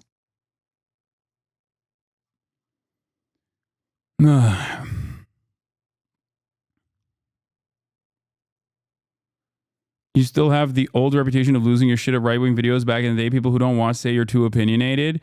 Ban me. You were a pretty good person to get into politics, and I appreciate that. But after going through yours and other streamers' history, you are the most cowardly individual when it comes to defending your takes. DGGer for life. 4/17/2023. Literally cuts off a valid point that young people aren't doing in part in research and IP. Keep cooking, bro. Don't you think you're scared of arguing against her, but you don't think a significant amount of younger voters refusing to vote over Israel-Palestine is indicative of not understanding what Trump would do in office? Whoa, sorry. Last thing, because I heard you say it. Joe Biden's office has the same immigration policies as Trump. No, I'm not arguing to be contrarian. But truly two different worldviews, but thanks for responding. My dude, I'm not learning shit from a Twitch stream, and neither are you. Do not pretend watching a stream is research. Also, literally thinks watching a stream is research. Isn't it weird to call it a cracker take? Why not just call it a normie take or something? White people don't fully support Israel or Palestine in America. This is what I've talked about in terms of like not killing the reactionary in your fucking brain. Okay?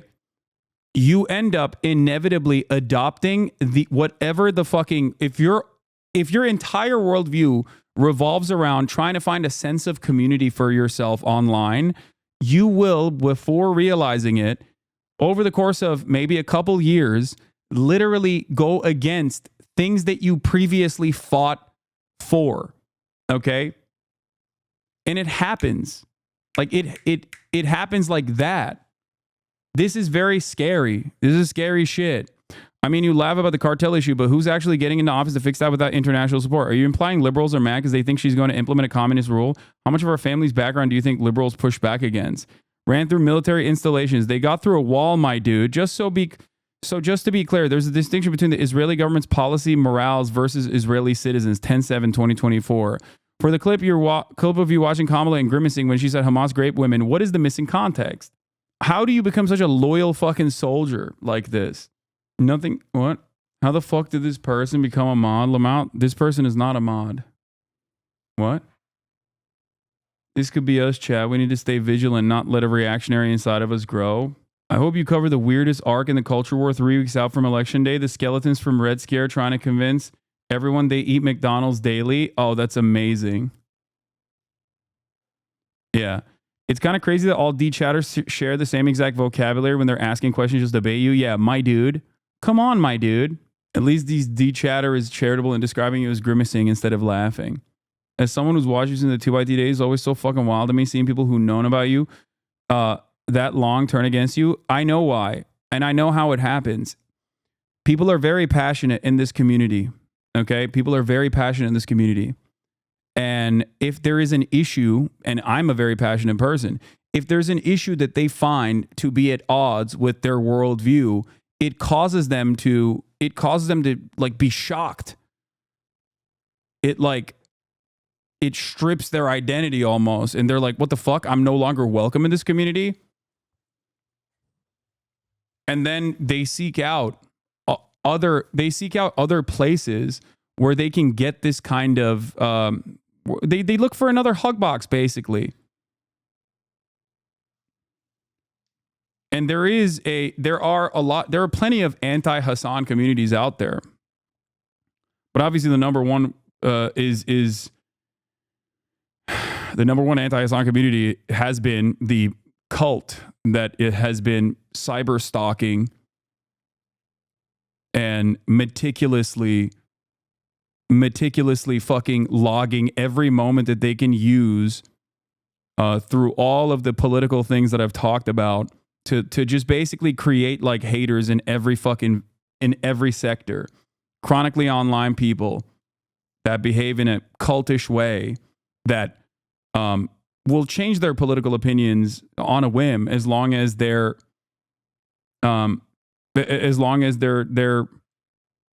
divorcelli God decides to change his perspective. I know this because he had a dramatic perspective shift since 2018 when I first met him. Over the course of the past 6 years, he has gone back on a litany of positions that he argued for with passion. Okay? Serious question, do these trolls do this for free? Yes. Yes. They do. Absolutely. Why was that? Why mine changed? I don't know. I don't know what a person's personal motivations are. This is going to be every stream until the election. We're 13 days away from the election. It's all internet drama bullshit. I know. I just felt it. I felt the need to, clear certain things, like to clarify certain things, considering that I'm getting fucking, a barrage of slander. After watching so much shit, I want to just say thank you. I don't care about specific American policies, not from there, but the way you break down policies and reference actual journalists is so commendable. Appreciate you caring much about the world. I don't know if it matters, but I'm referencing you in my master's thesis. Sorry for brain rot, just ruining chat. I don't think I've ever seen anyone get hated as much as you do. Like, I stayed away from your content since 2020 because everyone was always ranting about how problematic you are and other bullshit to find out you're just advocating for human rights. Yes. Anyway, when you are depressed, stuff like this gives you a sense of being in a community, but long term, this will just harm your existence. Yeah, that's what I also try to explain to people in general, that like this kind of championing for someone else, like an internet content creator that doesn't fucking know you, and fighting their battles like this is not going to make your life better. It's just simply going to increase the toxicity in your life. Most people do not have the time to watch an entire stream or to fully comprehend what my worldview is, and therefore they just often make up their own mind. They see like a bunch of people being like, this guy fucking sucks. And then they go, okay, maybe this guy fucking sucks. I don't even fault them for it. I don't even care necessarily. If they also did not dramatically change their worldview and start advocating for like white people being able to say the N-word or whatever the fuck, it wouldn't matter to me as much. Like if someone is pro-Palestine unconditionally, right?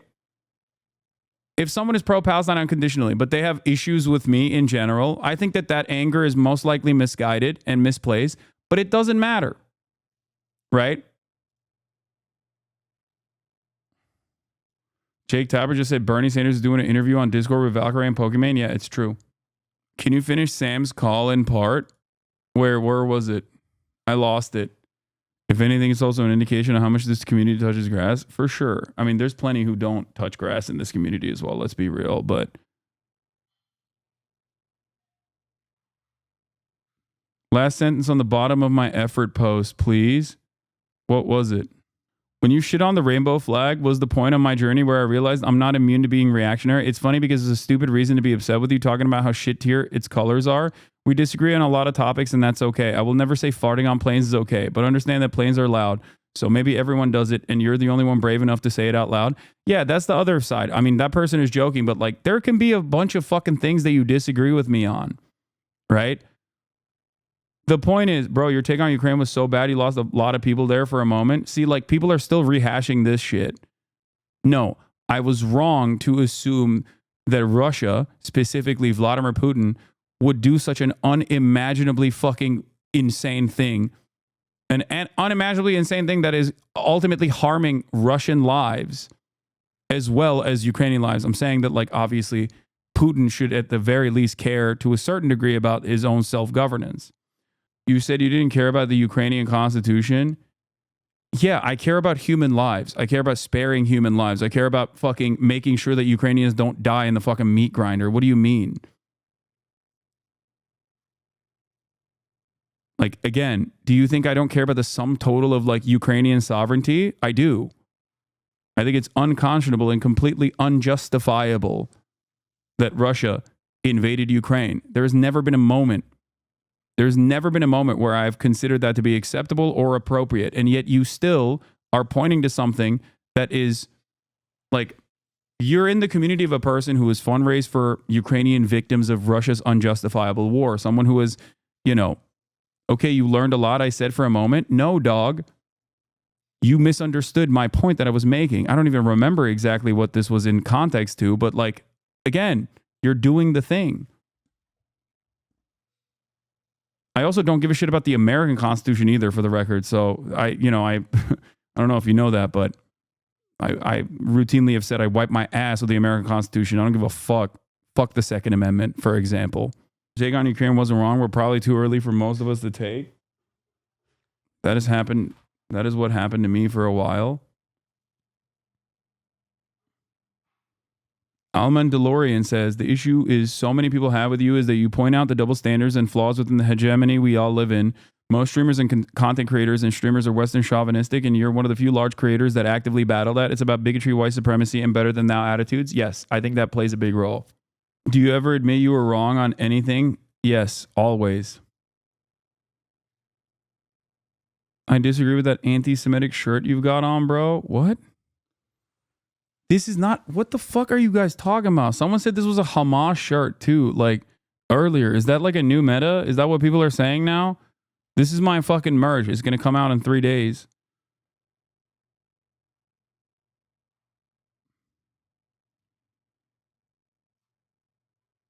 Anyway, Tim Pool beckons. We're going to get to Tim Pool in a second.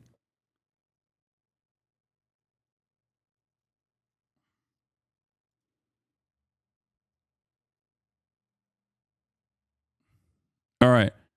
Harris blitzes blue wall states to make inroads with conservative. You can vote your conscience and not ever have to say a word to anybody. And there will be millions of Republicans who do that on November 5th. Now, after 11 straight days of events out on the trail, Kamala Harris spends the day in Washington gearing up for another round. What? What the fuck is this? Trump volunteered to pay the funeral for a murdered soldier, but when a bill came, he became angry. It doesn't cost $60,000 to bury a fucking Mexican. He turned to his chief of staff, Mark Meadows, and issued an order. Don't pay it. Trump, I need the kind of generals that Hitler had. Dog, Hitler's generals tried to kill him. Not to say that they were good guys, but kind of funny. Like they were not. That's so funny, dude. What the fuck? What is this?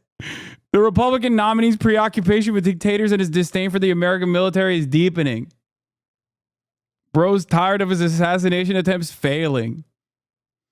As a double fan, I've spoken to dozens of cyber stalkers, and after picking apart what they cared about and what they really hate about you, and it always devolved into personal issues Destiny has with you, like how you betrayed him and never mentioned him as a part of your success. Yeah, because it's fucking embarrassing to talk about being friends with a guy who fucking wrote a manifesto on being able to say the N-word, dog.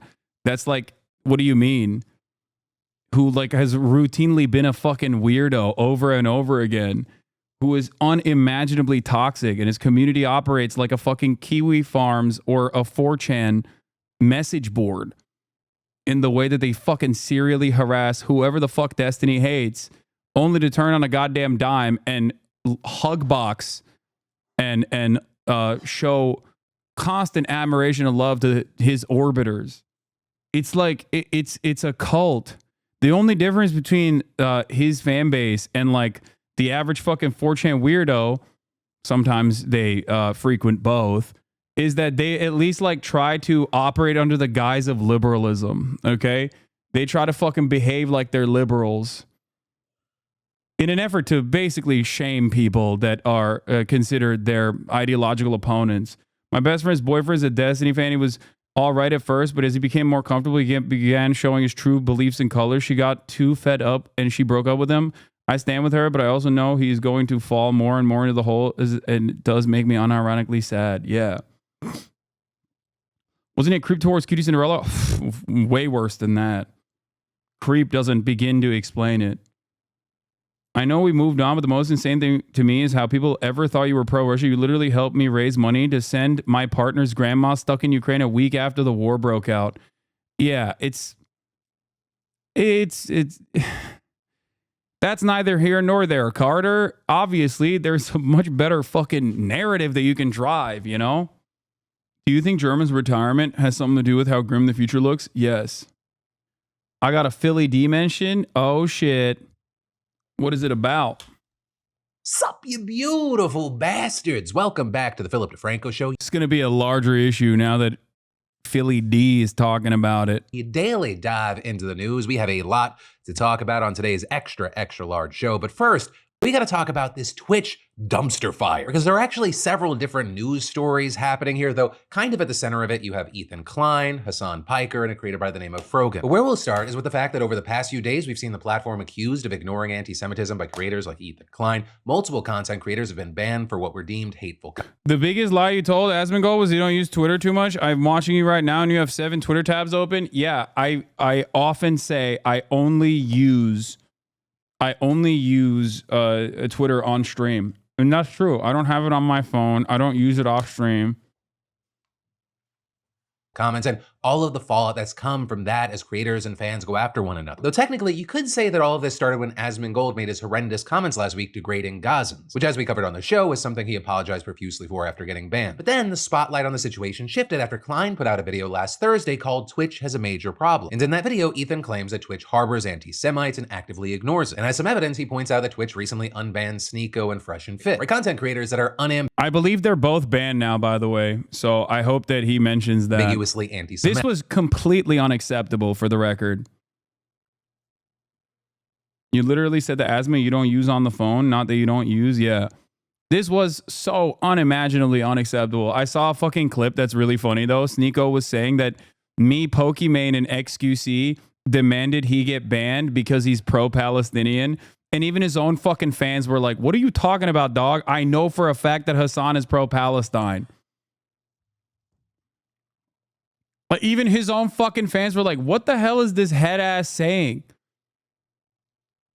Like, they're still unbanned on YouTube. Yeah, that's not surprising. But anyway. And then on top of that, he highlighted this segment from an official panel at TwitchCon, where multiple Arab content creators alongside some non-Arabs made a tier list. Well, it's a panel hosted by Frogan and 4 of her friends, in which they have a tier list where they rate people where good is Arab and bottom is loves Sabra.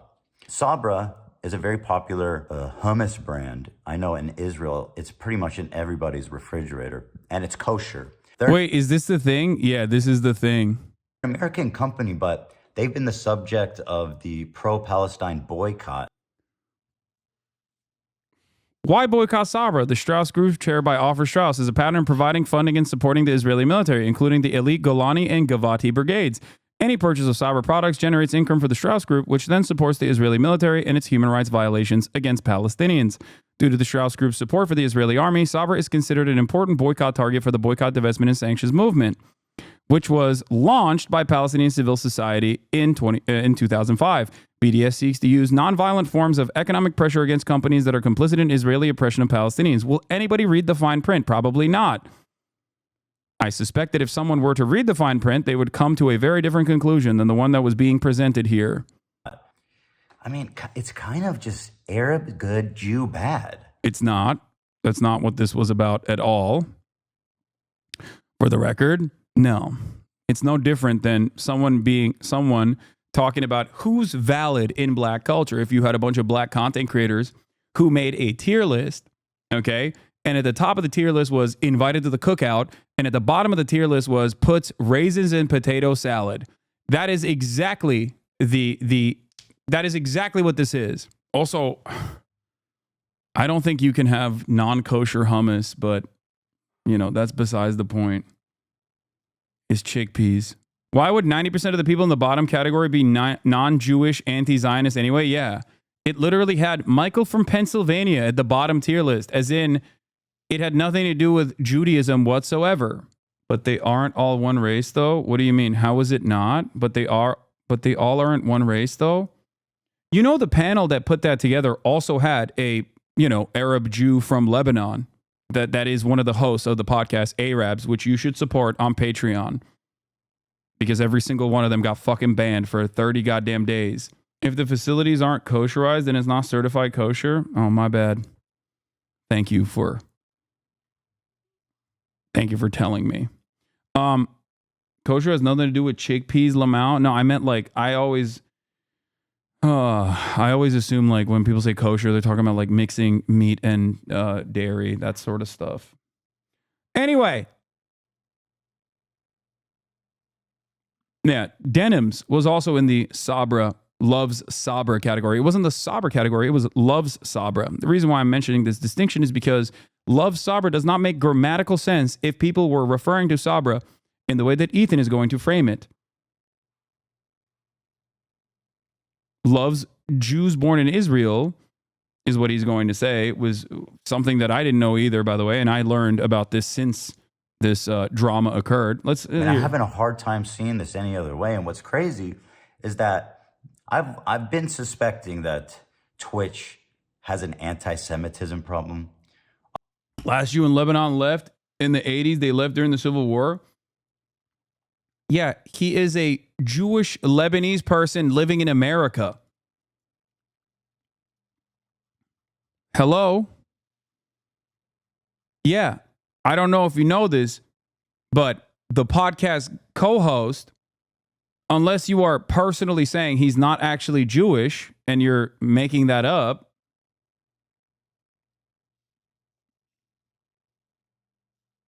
for the record, he's living in the United States of America. Obviously, it started with Hasan. No one here in Izzy eats that garbage. What the fuck's he saying?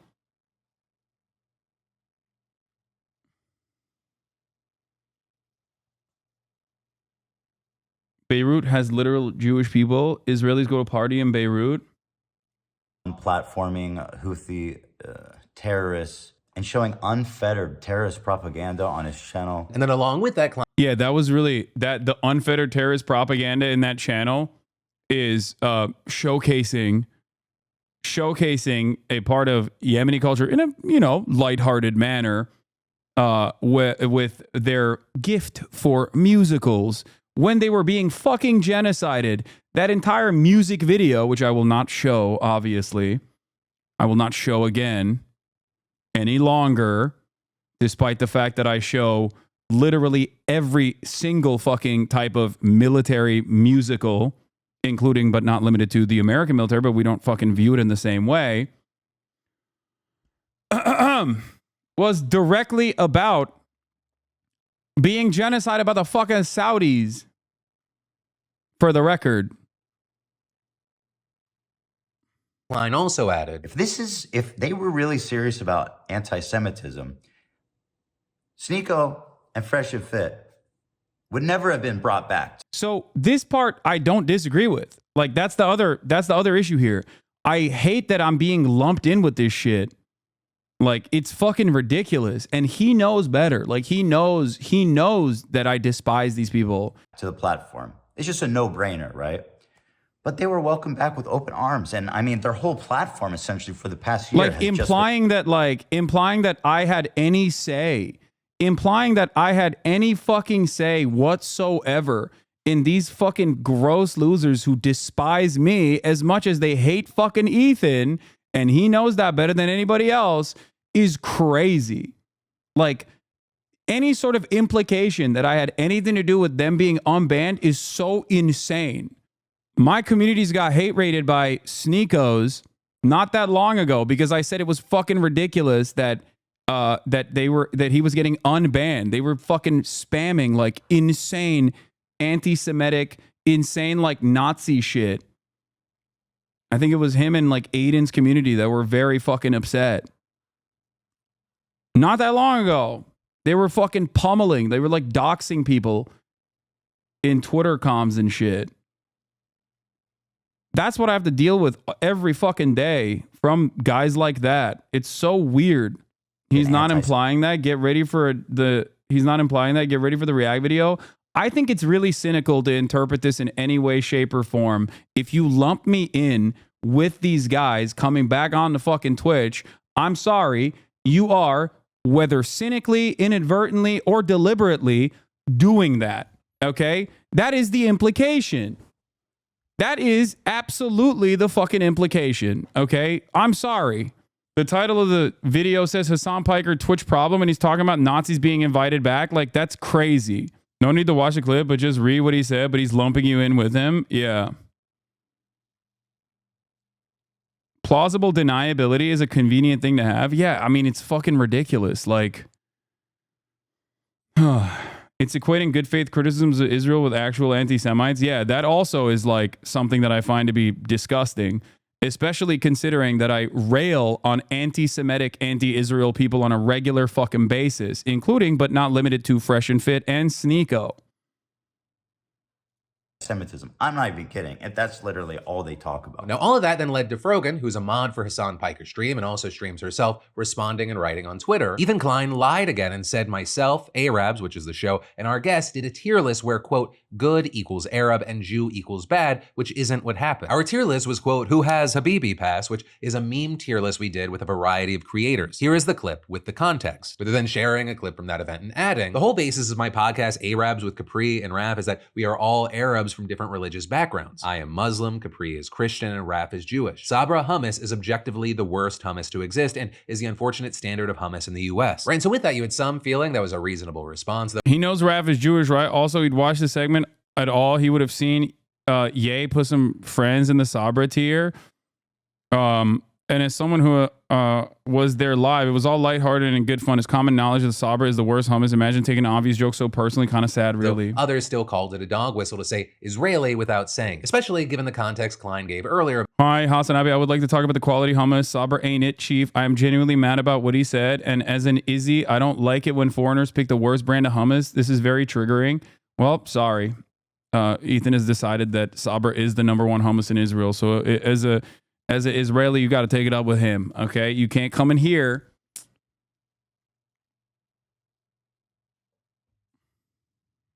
About its popularity in Israel. However, all of that was kind of just the tip of the iceberg, because Frogan ended up deciding just a day later to open up an entirely new can of worms after saying on stream, I have no pity at all for any fucking soldiers. I will never have any fucking pity for any fucking soldiers. U.S. military? Boo fucking who? I hope you get PTSD. The ones the ones I'm like whatever about the U.S. soldiers are the ones that like acknowledge that like what they did was wrong. They didn't know back then. Whatever. You're a good person in my book. The U.S. military that are like, yeah, like, you know, I did this back then, but now I know it's wrong. Like I'm changed. Like imperialism. This, you don't deserve the PTSD. But like any other motherfucker, you're joining them. You're like, oh my god, I want my fucking Camaro, no student loans. Fuck you. I hope you get PTSD, and I hope you get no health insurance when you get back. In terms of me saying Ethan is now considering Sabra to be the only hummus coming out of Israel, that was a joke before people fucking clip the first part out of context, by the way, and then falsely, nefariously say, Hasan is never watching my videos, blah, blah, blah, blah, blah. Like, okay, that was a joke. Okay. That was a fucking joke. Ay, ay, ay. I forget that I can no longer be sarcastic. I forget that I can no longer make jokes because now everything and anything I say will be nefariously used against me. To fucking America. Now with that, she did eventually give a sorta apology, but even with that, many users pointed out that Twitch's hateful conduct specifically covers veteran status. So yeah, by the way, I got hit with this too. I also don't agree with it, but that's besides the point. That's neither here nor there. They argued that she should be banned, arguing things like Twitch ban logic. Frogan saying military service members should get PTSD, no suspension. E-Girl streams softcore porn, 24-hour suspension. Asmongold calling Muslims inferior, 14-day suspension. Yeah, I like that we're getting our notes from this guy, by the way, in terms of who we need to ban. Like, that's what I mean. It's like it's so obvious. It's so fucking obvious, dude. It's so obvious how fucking motivated this shit is. Like, it is not, these are not people who give a fuck about Angie content. Like, didn't this guy literally used to have like a fucking straight up Nazi program?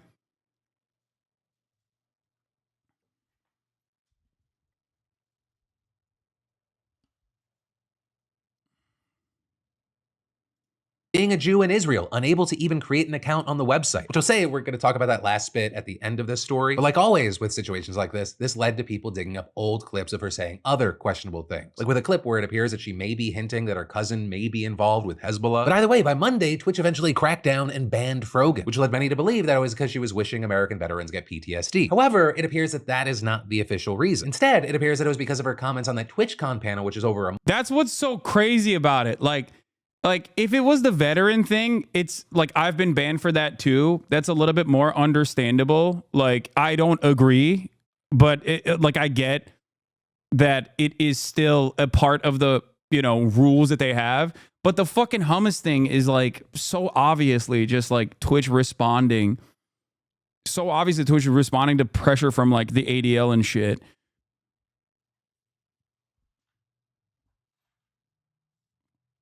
That's not even true. My Jewish friend who lives in Israel can make a Twitch account. I asked her to try.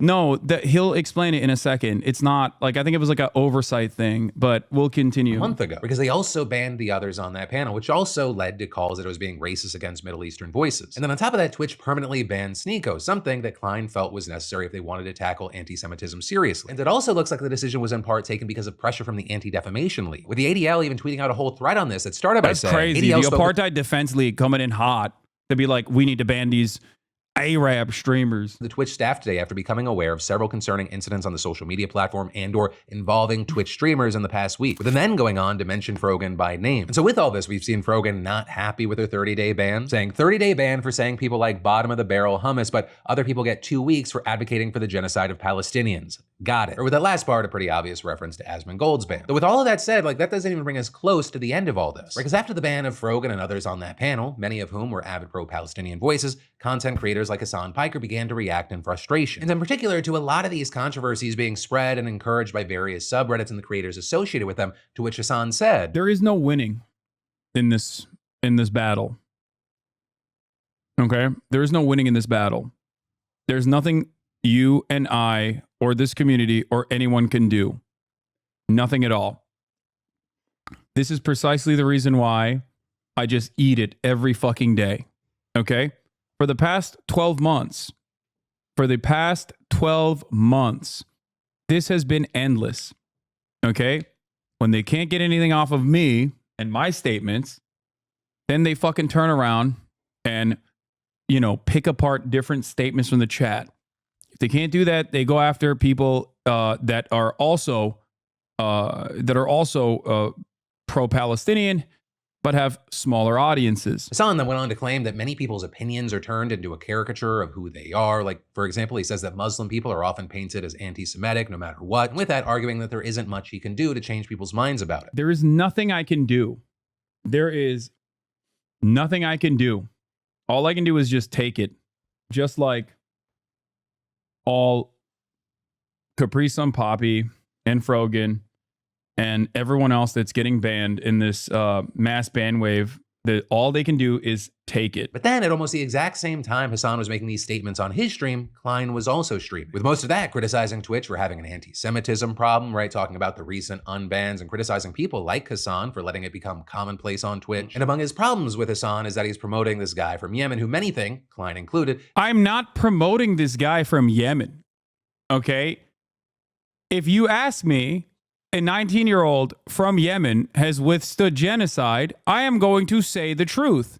Yes, a 19-year-old from Yemen has definitely experienced a genocide. I interviewed him 10 months ago. Oh my fucking God. And people consistently come back to me and try to address that interview over and over again, not realizing that they're about to be hit with the top of the hour ad break, which is 3 minutes long. And if you no longer want to see those ads, all you need to do is subscribe. Okay? Yeah, this is my agent. He's my best friend. It's kind of wild that, like, Asmongold has demonstrated more growth in this process than anybody fucking else. It's crazy. He said the most, like, unimaginable shit. And then he was like, I'm learning. I'm learning from my experiences. I'm going to take the time out to fucking be a better person. I'm going to clean my fucking house. And then he moved on.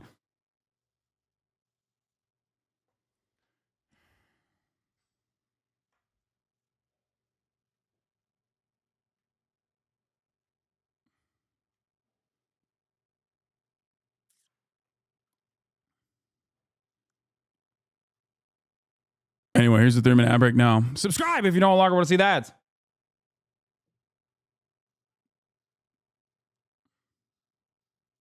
Is actively involved in Houthi piracy. So this is others argue that at the very least, he's just a guy that is extremely anti-Semitic. Klein also blasted Hasan and others because of clips like this. I think like anyone who does our general job, and especially someone like him who... Oh shit, Felix Biederman on Philly D, baby. Let's go. Woo! Oh yeah. Yeah.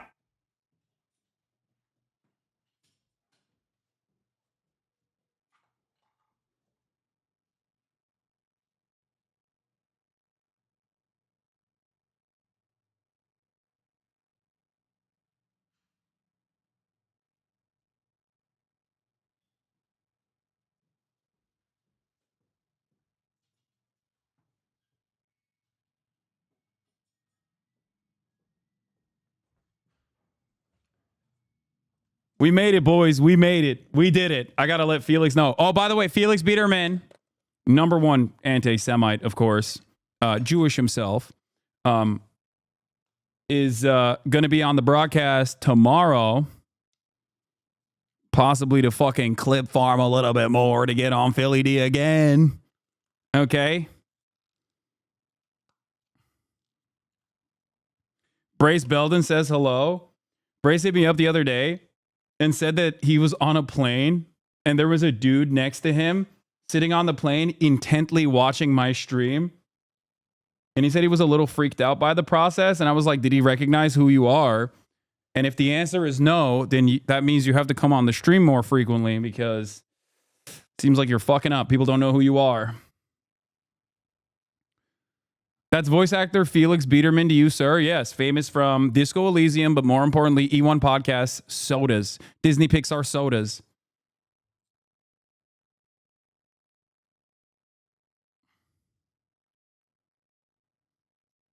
I only make $3 million a month. I'm middle class. He makes $30 million a month. He's...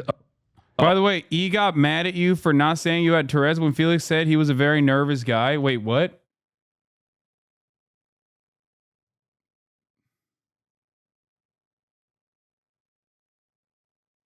What? Stop anti-Semites. They're really out to get you, Hasan. Yeah, that's like, yeah, good luck. Good luck, kings.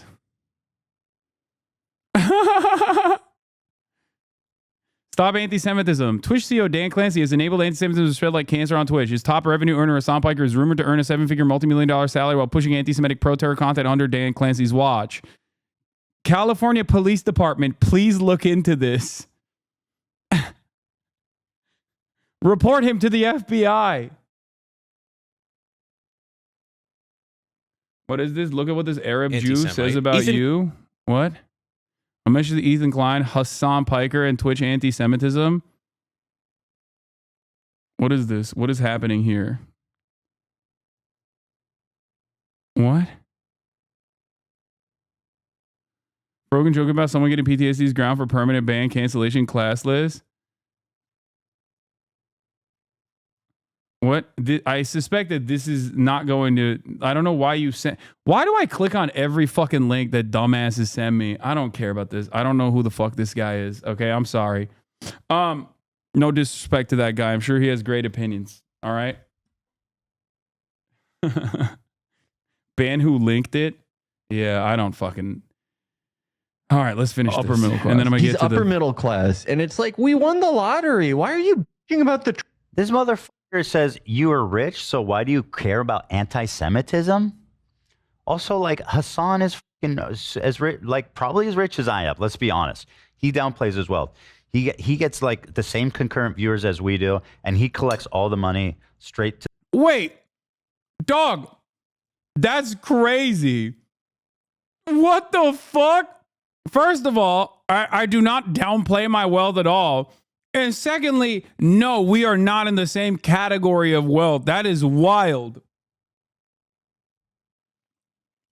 I'm really fucking well off. But, you know, there's levels to this shit, man. What the fuck?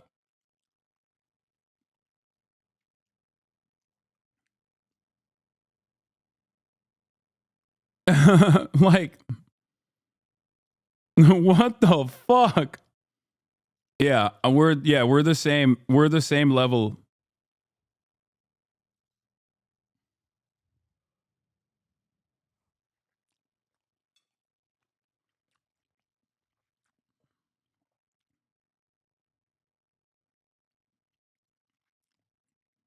What is this?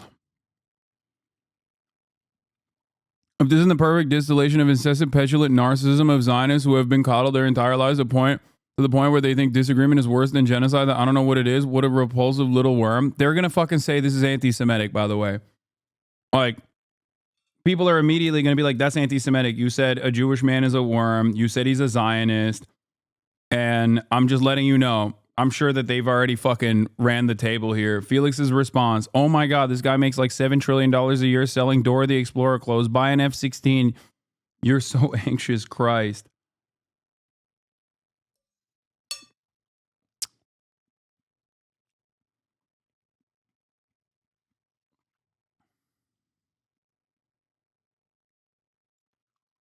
His comments are all turned off. How am I supposed to know the opinion of his fans? Yes, like there's a reason why he has his comments turned off, and that's something that I tried to fucking explain to Ethan way back in the day, which is that it's not just my community, it's how you are presenting yourself through these treacherous waters. If your sole focus when Israel is doing a fucking complete genocide in Gaza, if your sole focus revolves around you know, that people are saying you're a Zionist and how Jewish Voice for Peace is like akin to tokens, like a Candace Owens or something. Yeah, people are gonna mistake you. People are going to assume that you are a Zionist. This is an IHRA definition of anti-Semitism, Hail Mary. Yeah, I might actually have the guy who came up with that definition who thinks it's ridiculous for governments to use it. I was talking to Noah about this. We'll figure it out. Lamau, bro is inventing his fans' response. Wait, what? No, I'm not inventing that at all. There were fucking a shit ton of comments being like, bro, I'm a subscriber of yours. What the fuck are you doing? What are you doing? Why are you fucking talking about your own personal feelings in this matter?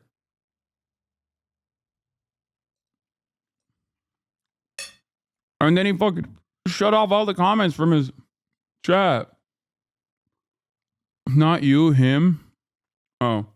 To the dome himself, okay? So, like, the same logic, just say, hey, son, why are you getting so worked up about Gaza, man? We won the lottery. You're rich, dude. Just chill. Yeah. Okay. Great. That's a great question. Yeah. Because my tax dollars are directly funding and facilitating this fucking genocide. Okay. There is no way you are comparing people saying that you are a Zionist to the genocide in Gaza. That's incredible, dude. And I'm not saying that Ethan has not experienced anti-Semitic vitriol throughout this process. Of course he has.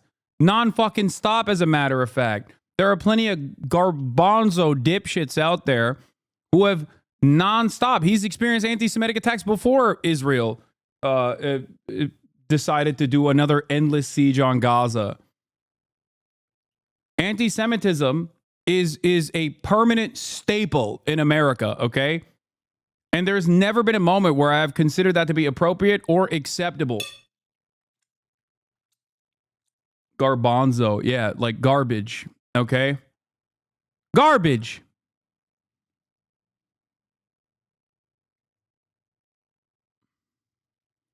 Isn't this what your friend said first? Oh, he is. He directly says multiple times in this rant why he should care about the genocide. What do you mean? Why should he care about the genocide? Oh, you're saying like he's saying here. Fuck you, said Garbanzo. You're going to get clipped for that since it's chickpeas? Yeah, that's fucking nuts, okay? Chickpeas have not been associated exclusively with Israel. That's an insane fucking statement. Anyway. Oh, like what a pathetic fucking response. And honestly, I mean, for this part, it kind of just goes on and on from there because they're doing all these during live streams. We're talking about tons and tons of hours. I'll link to it down below. It's just something we can't cover point by point in this show. So if you want to do an even deeper dive, you have the tools at your fingertips. But then, as I promised I would come back and touch on, something that many people have pointed to as proof that Twitch was being anti-Semitic is the fact that Israelis weren't able to sign up to the site. Right? Among others, you had political commentators like Destiny bringing this up, and also Twitch said that it fixed it shortly afterwards, saying when signing up for a Twitch account, you can select an account verification method, email or phone, for added protection. Following the October 7th, 2023 attacks, we temporarily disabled signups with email verification in Israel and Palestine. And going on to claim we did this to prevent uploads of graphic material related to the attack and to protect the safety of users. But Twitch then going on to say that not letting users sign up with an email later on, that was a mistake and just an oversight and that it's fixed now. So this, as you might have noticed, there was a big community note on that. With that note claiming that Twitch's explanation is not true and that even phone verification signups weren't working. But with now all of that said and as things continue to play out in real time, I gotta pass the question off to you. What are your thoughts with this mess? Any and all of it. I know there are a number of things. Yeah, the Amazon subsidiary. The Amazon subsidiary is like secretly trying to stop Israelis from signing up to the platform. Like, come on, dude.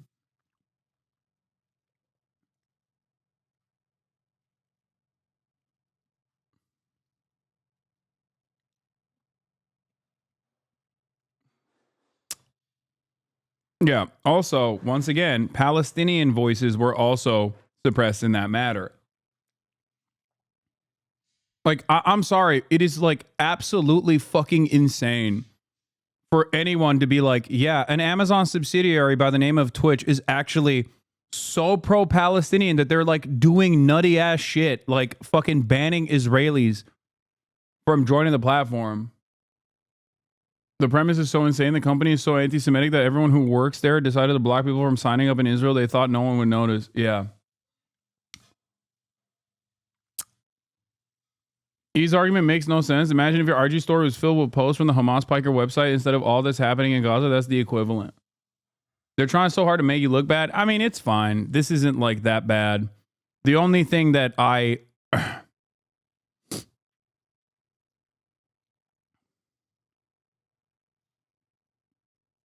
of the deorbiters went viral with the claim that it was all because Twitch moved its IT services to Egypt and was way more bigoted towards Egyptians than anyone on Twitch has ever been towards Israelis. It's wild as fuck. Yes, I saw that on LSF. What a fucking surprising turn of events. There were a shit ton of comments being like, everyone knows the Egyptian mind cannot comprehend anti-Semitism. They're anti-Semitic automatically. There will hopefully be a turning point for a lot of people demonstrating such glaringly obvious casual racism.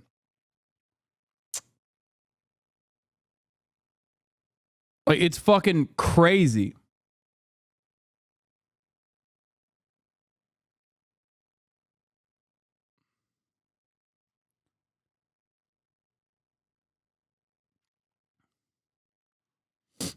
the saddest part about this is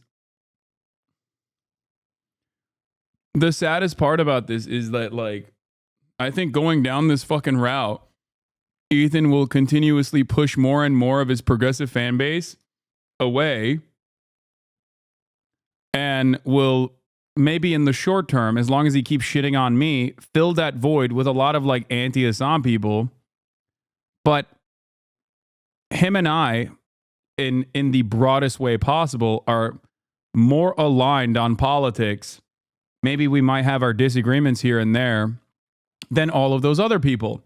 As a matter of fact, him and I are completely aligned on the issue of anti-Semitism, whereas a lot of those people that are going in there in the fuck Hasan train are not going to be aligned with him at all on the issue of anti-Semitism.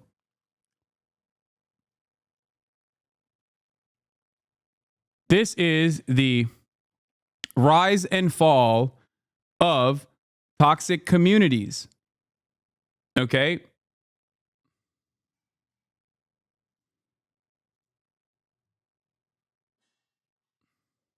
But is he pushing progressive fans away, or is he spreading his bad takes? No, I think he is pushing his own progressive fans away.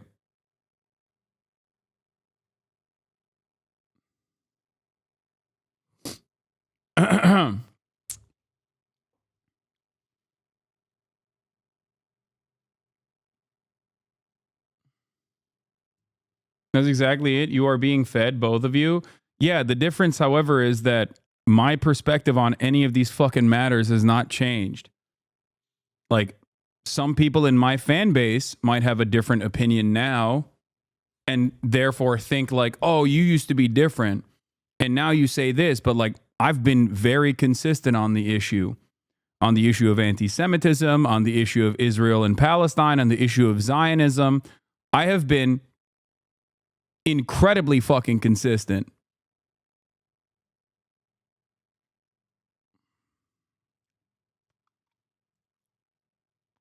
I don't agree at all. How can he be aligned if he seems to misunderstand what anti-Semitism means or actually is? No, I'm saying him and I are in alignment in terms of anti-Semitism. Like, actual anti-Semitism happening is completely unacceptable.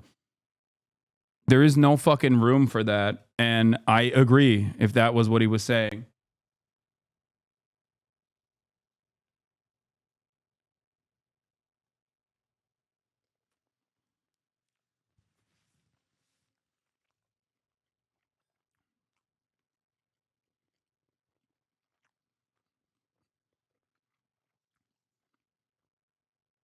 You allow it in your community? No, I don't.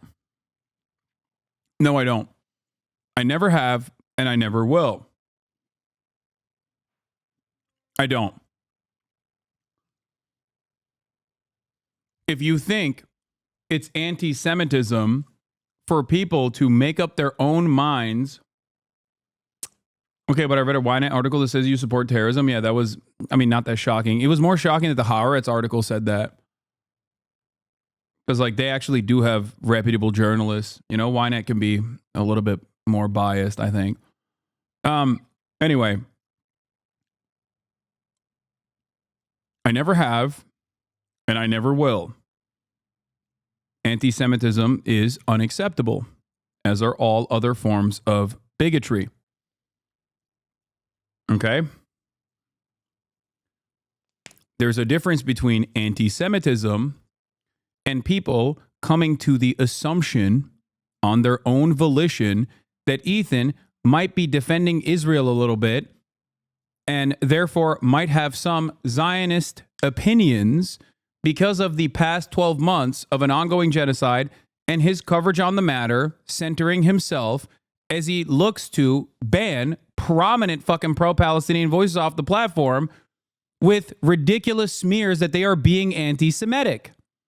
That's it. It's not allowed in his community, and some of the only people who have reached out to me or have been compassionate to me have come from here. Yeah.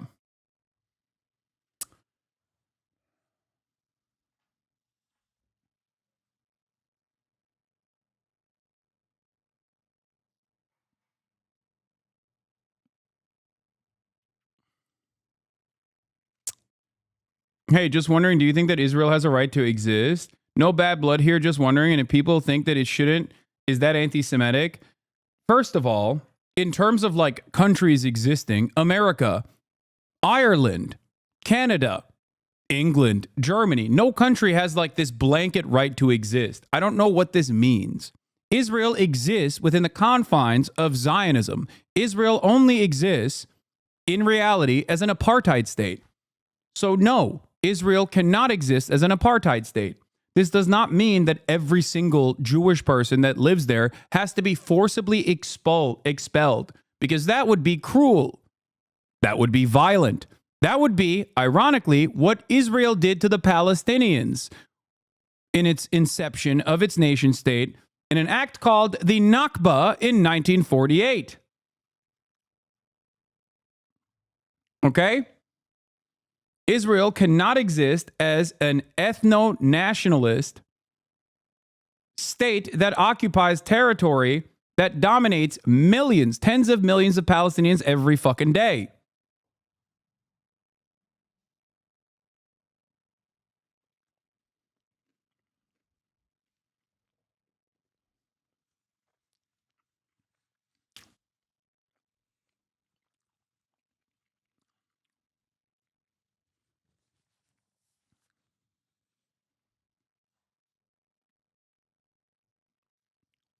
All of this, yeah, the expulsion of Israelis is why I support a one-state solution, or the expulsion of like directly settlers in the West Bank is why I support a one-state solution. It's not going to happen, and it would be cruel and unusual punishment. Why is it cruel, Hasan? They never cared when they did it to us Palestinians. Okay, examine that thought a little bit, and you will understand. You must never allow yourself to become like your oppressors. That's the whole point. Yeah, how the fuck do you think Zionism as a political project got to this point? Ta-Nehisi said it best. Nations aren't given as a right. They're taken by force. They are maintained through force. Exactly. Things at play here, any and all of it. I'd love to hear from you in those comments down below. But then, taking a quick break from the news, does anyone else equate fall? Anyway.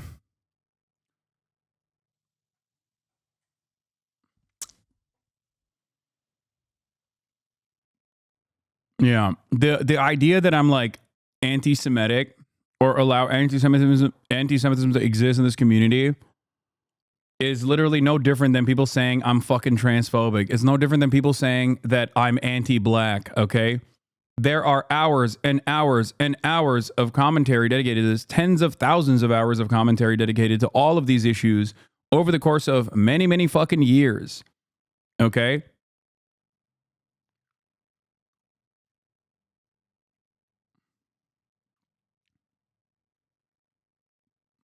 It's ridiculous. There's nothing wrong with Jews living in the Levant. The problem is a state forcibly maintaining an ethnic majority while oppressing the other inhabitants. Exactly. Let's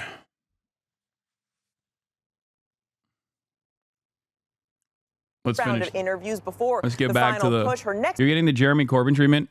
Yeah, it doesn't matter. You know why it doesn't matter? Because when this shit was happening to Jeremy Corbyn, people were not as like tapped into what the fuck Israel was doing. Okay? I defended him back then. I remember. It does not matter.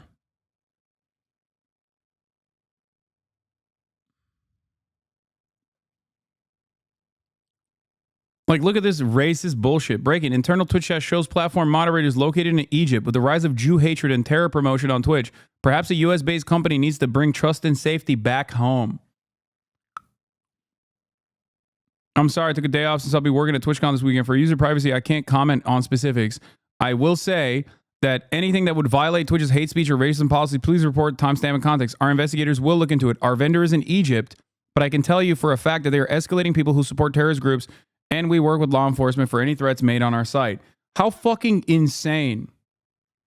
Like that is just straight up racism, dude. Like this right here is just like unfiltered, unrestricted. Like no one in Egypt is capable of dealing with anti-Semitism. Like what the fuck? This is just Islamophobia. This is not an argument.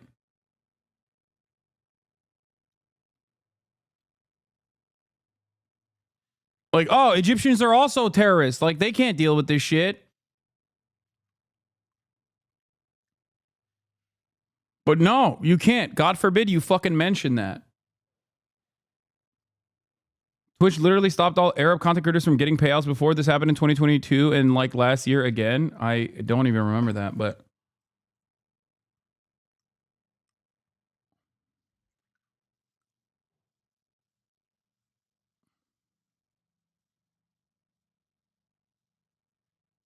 Next big appearance out on the trail will be her first time campaigning out alongside Barack Obama. Robin. All right, Mary, thanks to you. The race for the White House. Exactly 2 weeks till the final votes.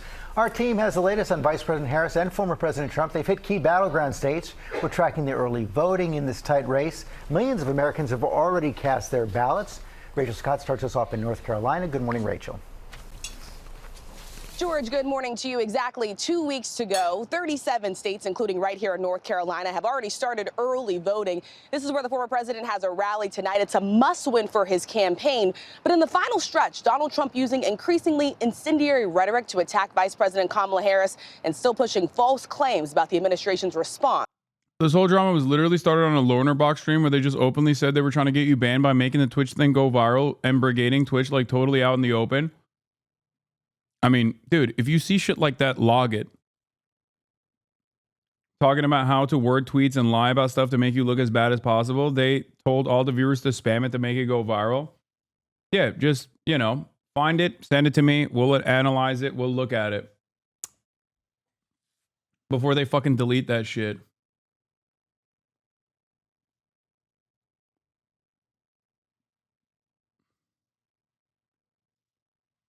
I like that they're having to do how tariffs actually work.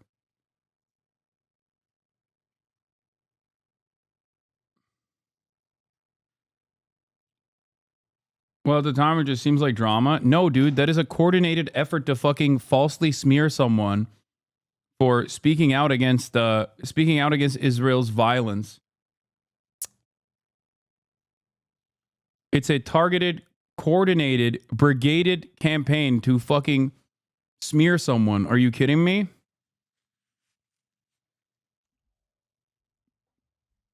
With an open fucking intent to defame.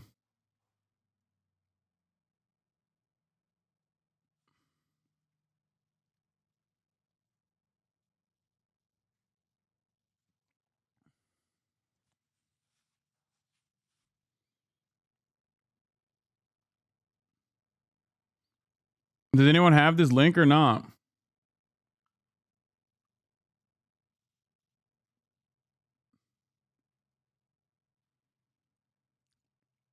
Anyway.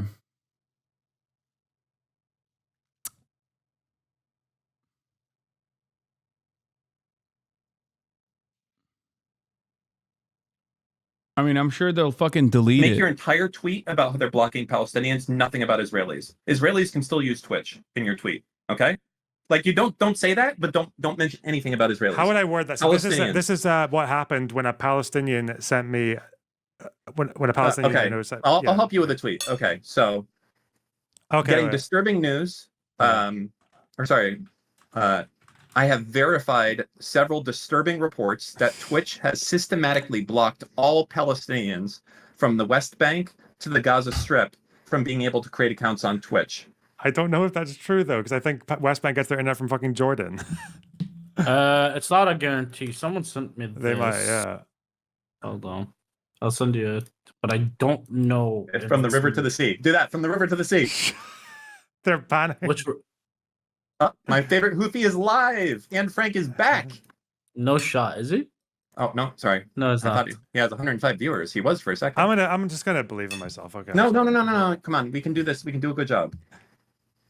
I don't think I don't know why you keep insisting it has to be the West Bank. Just say a Palestinian. A Palestinian. Just send me that. That's true, right? Because your tweet is garbage. Okay. It's like so Dictate. This is the thing that I see on the ground. Okay. Been receiving disturbing reports from my fans that all Palestinians from the river to the sea. Fuck you. I'm not doing no. What? Why? Because we haven't confirmed that it's happening in Gaza and the West Bank, Dick. It's just reports. You're not confirming it. You've just received. I'm giving you the. I'm reporting that. That's not a report.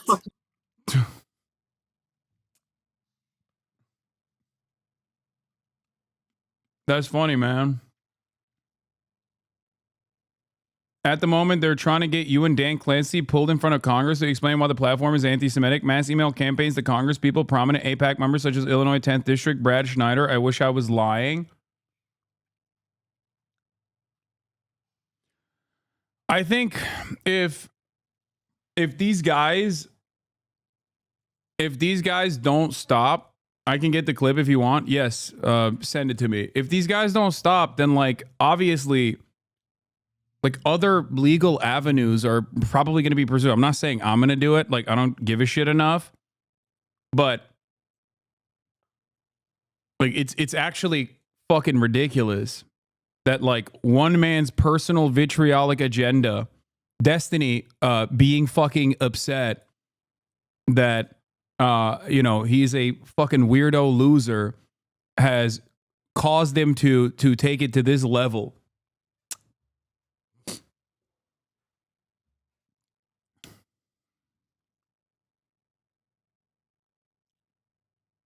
I mean, this is insane.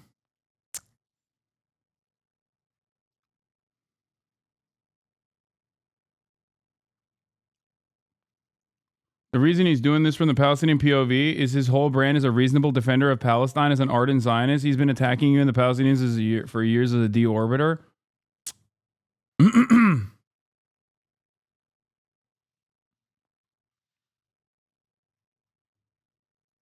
I mean, that's crazy, man.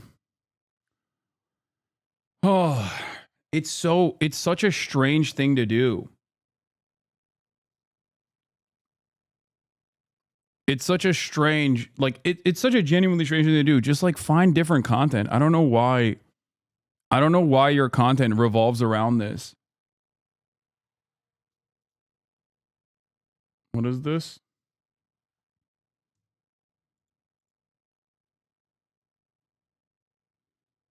Here's the email I formulated for my local representative. Dear my local rep, I hope this message finds you well. I'm not sure you're familiar with what twitch.com is, but please don't disregard this email if you haven't heard of it. For context, it's one of the largest live streaming. Hasan Piker is the largest content creator on the website, and the CEO of Twitch has literally joined his live stream this year to sing him happy birthday, so they have a close friendship. Piker is a very far-left socialist. He once said America deserved 9/11, and recently he was streaming actual terrorist propaganda on his live stream with Muslims carrying around flags saying death to Israel, death to Jews, death to America in Arabic. He was not criticizing the video. He was encouraging his friend to watch it to show him how musically talented the terrorists were. I'm not joking. As a concerned citizen, I believe the platforms of Twitch has a responsibility to regulate. On top of all this, for the past year, all Israelis have been prohibited from creating Twitch accounts. I kindly urge you to investigate this matter and pressure Twitch. Yeah, they're trying to do a letter writing campaign. New marching orders from Dan. He's going with the nuclear option. Here, I know They also call themselves the Taliban, which is fucking insane. But what is this? how to do it. Imagine how fucking funny it will be to like have Hasan be called before Congress and Dan Clancy, right? Think about that. Think about the content. For 5 minutes of your time, think about the content that you can create. Like, they don't give a fuck about anything. That's the funniest part about this, or the saddest part about it, is that like they don't give a shit. They think it's content. What's really shocking is how they like openly showcase their mass letter writing and brigading campaign directly on camera for everyone to see. Like, I mean, this is 4chan shit. This is Gamergate shit. You know what I mean? The difference, however, is that in terms of like Gamergate 4chan shit, like obviously sweaty fucking gamers talking about like video games and like women being in video games is one thing, right? And it's not necessarily going to be seen or perceived in a positive manner. Whereas like you can get Congress to be motivated against like anyone and everyone that they can smear as anti-Semitic. But again, 12 months of ethnic cleansing. And this is what it is for a lot of these guys in this community, in Destiny's community. It's just content. Just, oh, it'll be so funny. But it'll only happen if you spend 5 minutes. That's it. Okay? Like, that will be fucking content. Trust me. Okay? Hasan up there talking about, like, you know, America deserving 9/11. It would be fucking mental. It would be hilarious. All you have to do is call your congressman, okay? House representative. Don't go for the senators. They're too fucking busy, okay? I've been talking with one, and it's like a pain in the ass. You get their aides all the time. And they reached out to me. So, do this instead. House of Representatives, there's like 400 of them or something, like a fuck ton of them. And just do what I just said. You're Jewish, or you know someone who's Jewish. This is really fucked up. Can you please do something to look into this? And even if you don't talk to their house, don't give up. Who is this guy? This is this is Destiny's second in command, his podcast co-host, a person that I knew in the past as well. Like he's lovingly known as Slumlord Dan in his community. If you call in and it's like, hey, I can take a message, that's fine. That's absolutely fine. Give a message. Unironically, leave a message. And that's it. And then you're done. Okay? That's fine. You don't have to talk to the actual house, dude. You can talk to the Dan at the desk, if you will. That's fine. That counts because they know and they look into it. You know why? Because when people call in, when they care about something enough that they actually call, that's their litmus test of like. I like that they've moved on from swatting to just like trying to use American Congress against like their perceived enemies for fucking content. And it's so callous that he is openly doing this in broad fucking daylight. Like, he doesn't even give a shit. He's like, I don't care about anything. It'll just be funny. Like, what do you do? When did Dan swat someone? What the fuck? That's not what I said, man. Oh, his fanboys are in here, dude. Holy fuck. No, dog. The common thing that these fucking troll groups normally do is swat streamers and shit, okay? I'm saying that they're doing this. I'm saying that they've moved on from that. I'm not saying he is swatting people. Wait a minute. People actually really give a shit about this. I'm not joking. And also, all of these people in the House right now are super election-brained right now. I worked on Capitol Hill. Members do not give a shit about calls. They just put it in a batch by an intern. Members never pick up the phone amount. I know. What's the point of even doing this?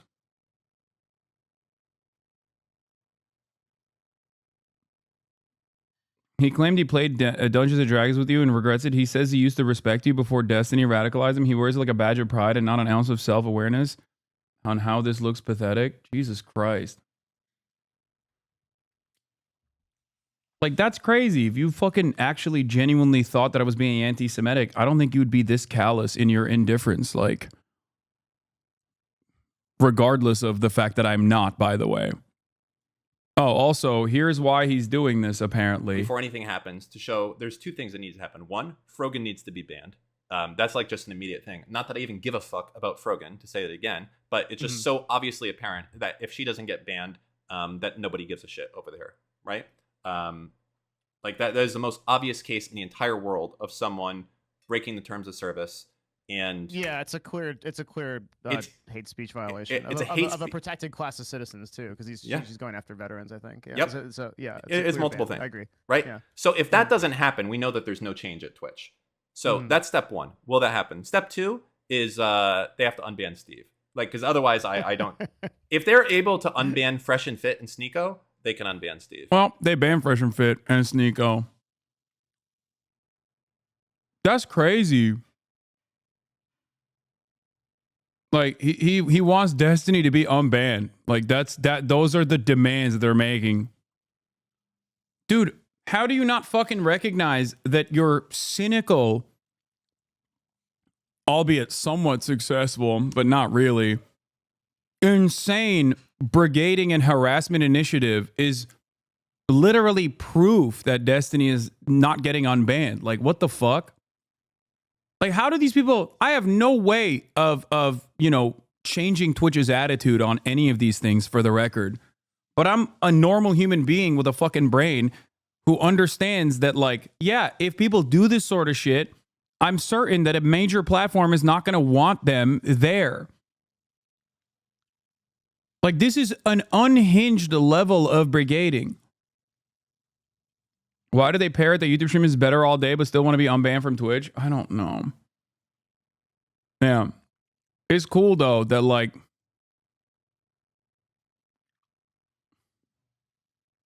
it doesn't matter that they think you have that ability.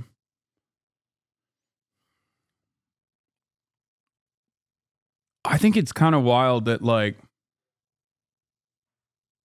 I thought his community was supposed to be about politics and they're doing this shit like 13 days from an election. Yeah.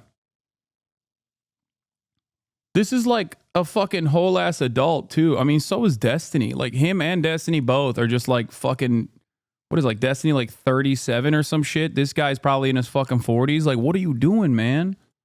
And then if they do those two things, then I'll talk to Dan Clancy and I'd be happy to figure out a way forward for him to change the way that trust and safety is done, so that is no longer. By the way, didn't they fucking literally dox the trust and safety team too?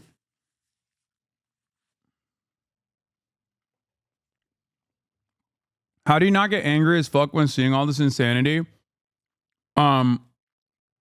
Because this has been going on for the past 5 years. They haven't really stopped doing it.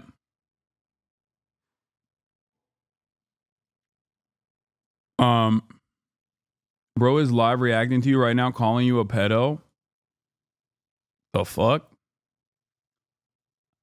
I thought Dan was like a normal guy. I'm being fucking 100% for real. Like, I thought he was like more normal than Destiny, but I haven't really kept up with whatever the fuck's going on in their lives. This is like genuinely deranged behavior. It's odd. I mean, like I said, they've been doing this non-fucking stop, right? Like, they haven't really stopped doing this, which is why it's not that shocking. I guess it's just not that shocking to me to see it. Longer the stereotypical purple-haired whatever that it currently is. It's too skewed right now, unfortunately. Anyway,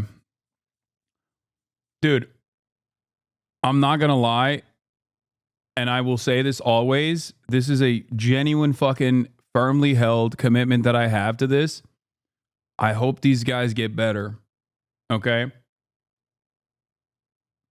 I hope they get better, because this is like, this is truly unhinged, man. It's not, there is no fucking way that this is healthy for you. Like, being in this pit of despair every fucking day. Being in this pit of despair every goddamn day, day in, day out, is not healthy. I promise you, whatever kind of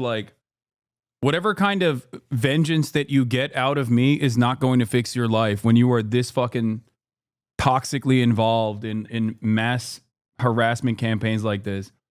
Like, let's say these guys, what they wanted, okay? Let's say I got banned from Twitch permanently, perma-ban. Everyone is saying that I'm a fucking terrorist. Someone comes and fucking kills me, right? Do you think the next day your life is going to be better? Or will you look back at all of the events that unfolded? I'm sure some people will hear me right here in this moment and go, no, that actually would make my life better. Now, I have to ask you, how the fuck do I have that much presence in your life? I don't know you. I don't think about you at all. And I will forget about you as soon as I'm done with this message. Like, it's not healthy and I mean this in all sincerity, it is not healthy for you to be this obsessed. I promise you would live a happier life if you went outside, made friends, over your shared interests, over your hobbies that aren't fucking cyber stalking and engaging in mass harassment campaigns against a content creator. I don't know. I fully believe in you defending yourself. This shit is absolutely vile, but I also think that unfortunately your engagement with it may stoke those flames. They fizzle out when the story blows by. Let's focus on Gaza, Free Palestine. Yeah, I know. It's just, it's getting to a point where it's obviously they are desperately trying to, quote unquote, make content out of this. I've ignored it for fucking 5 years, chat. This isn't the first time, nor will be the last time that they do stuff like this. I've ignored it for 5 fucking years. It literally does not matter. They still do the shit. They still do it. They still have all this smoke. They still are very excited, it seems, to do stuff like this.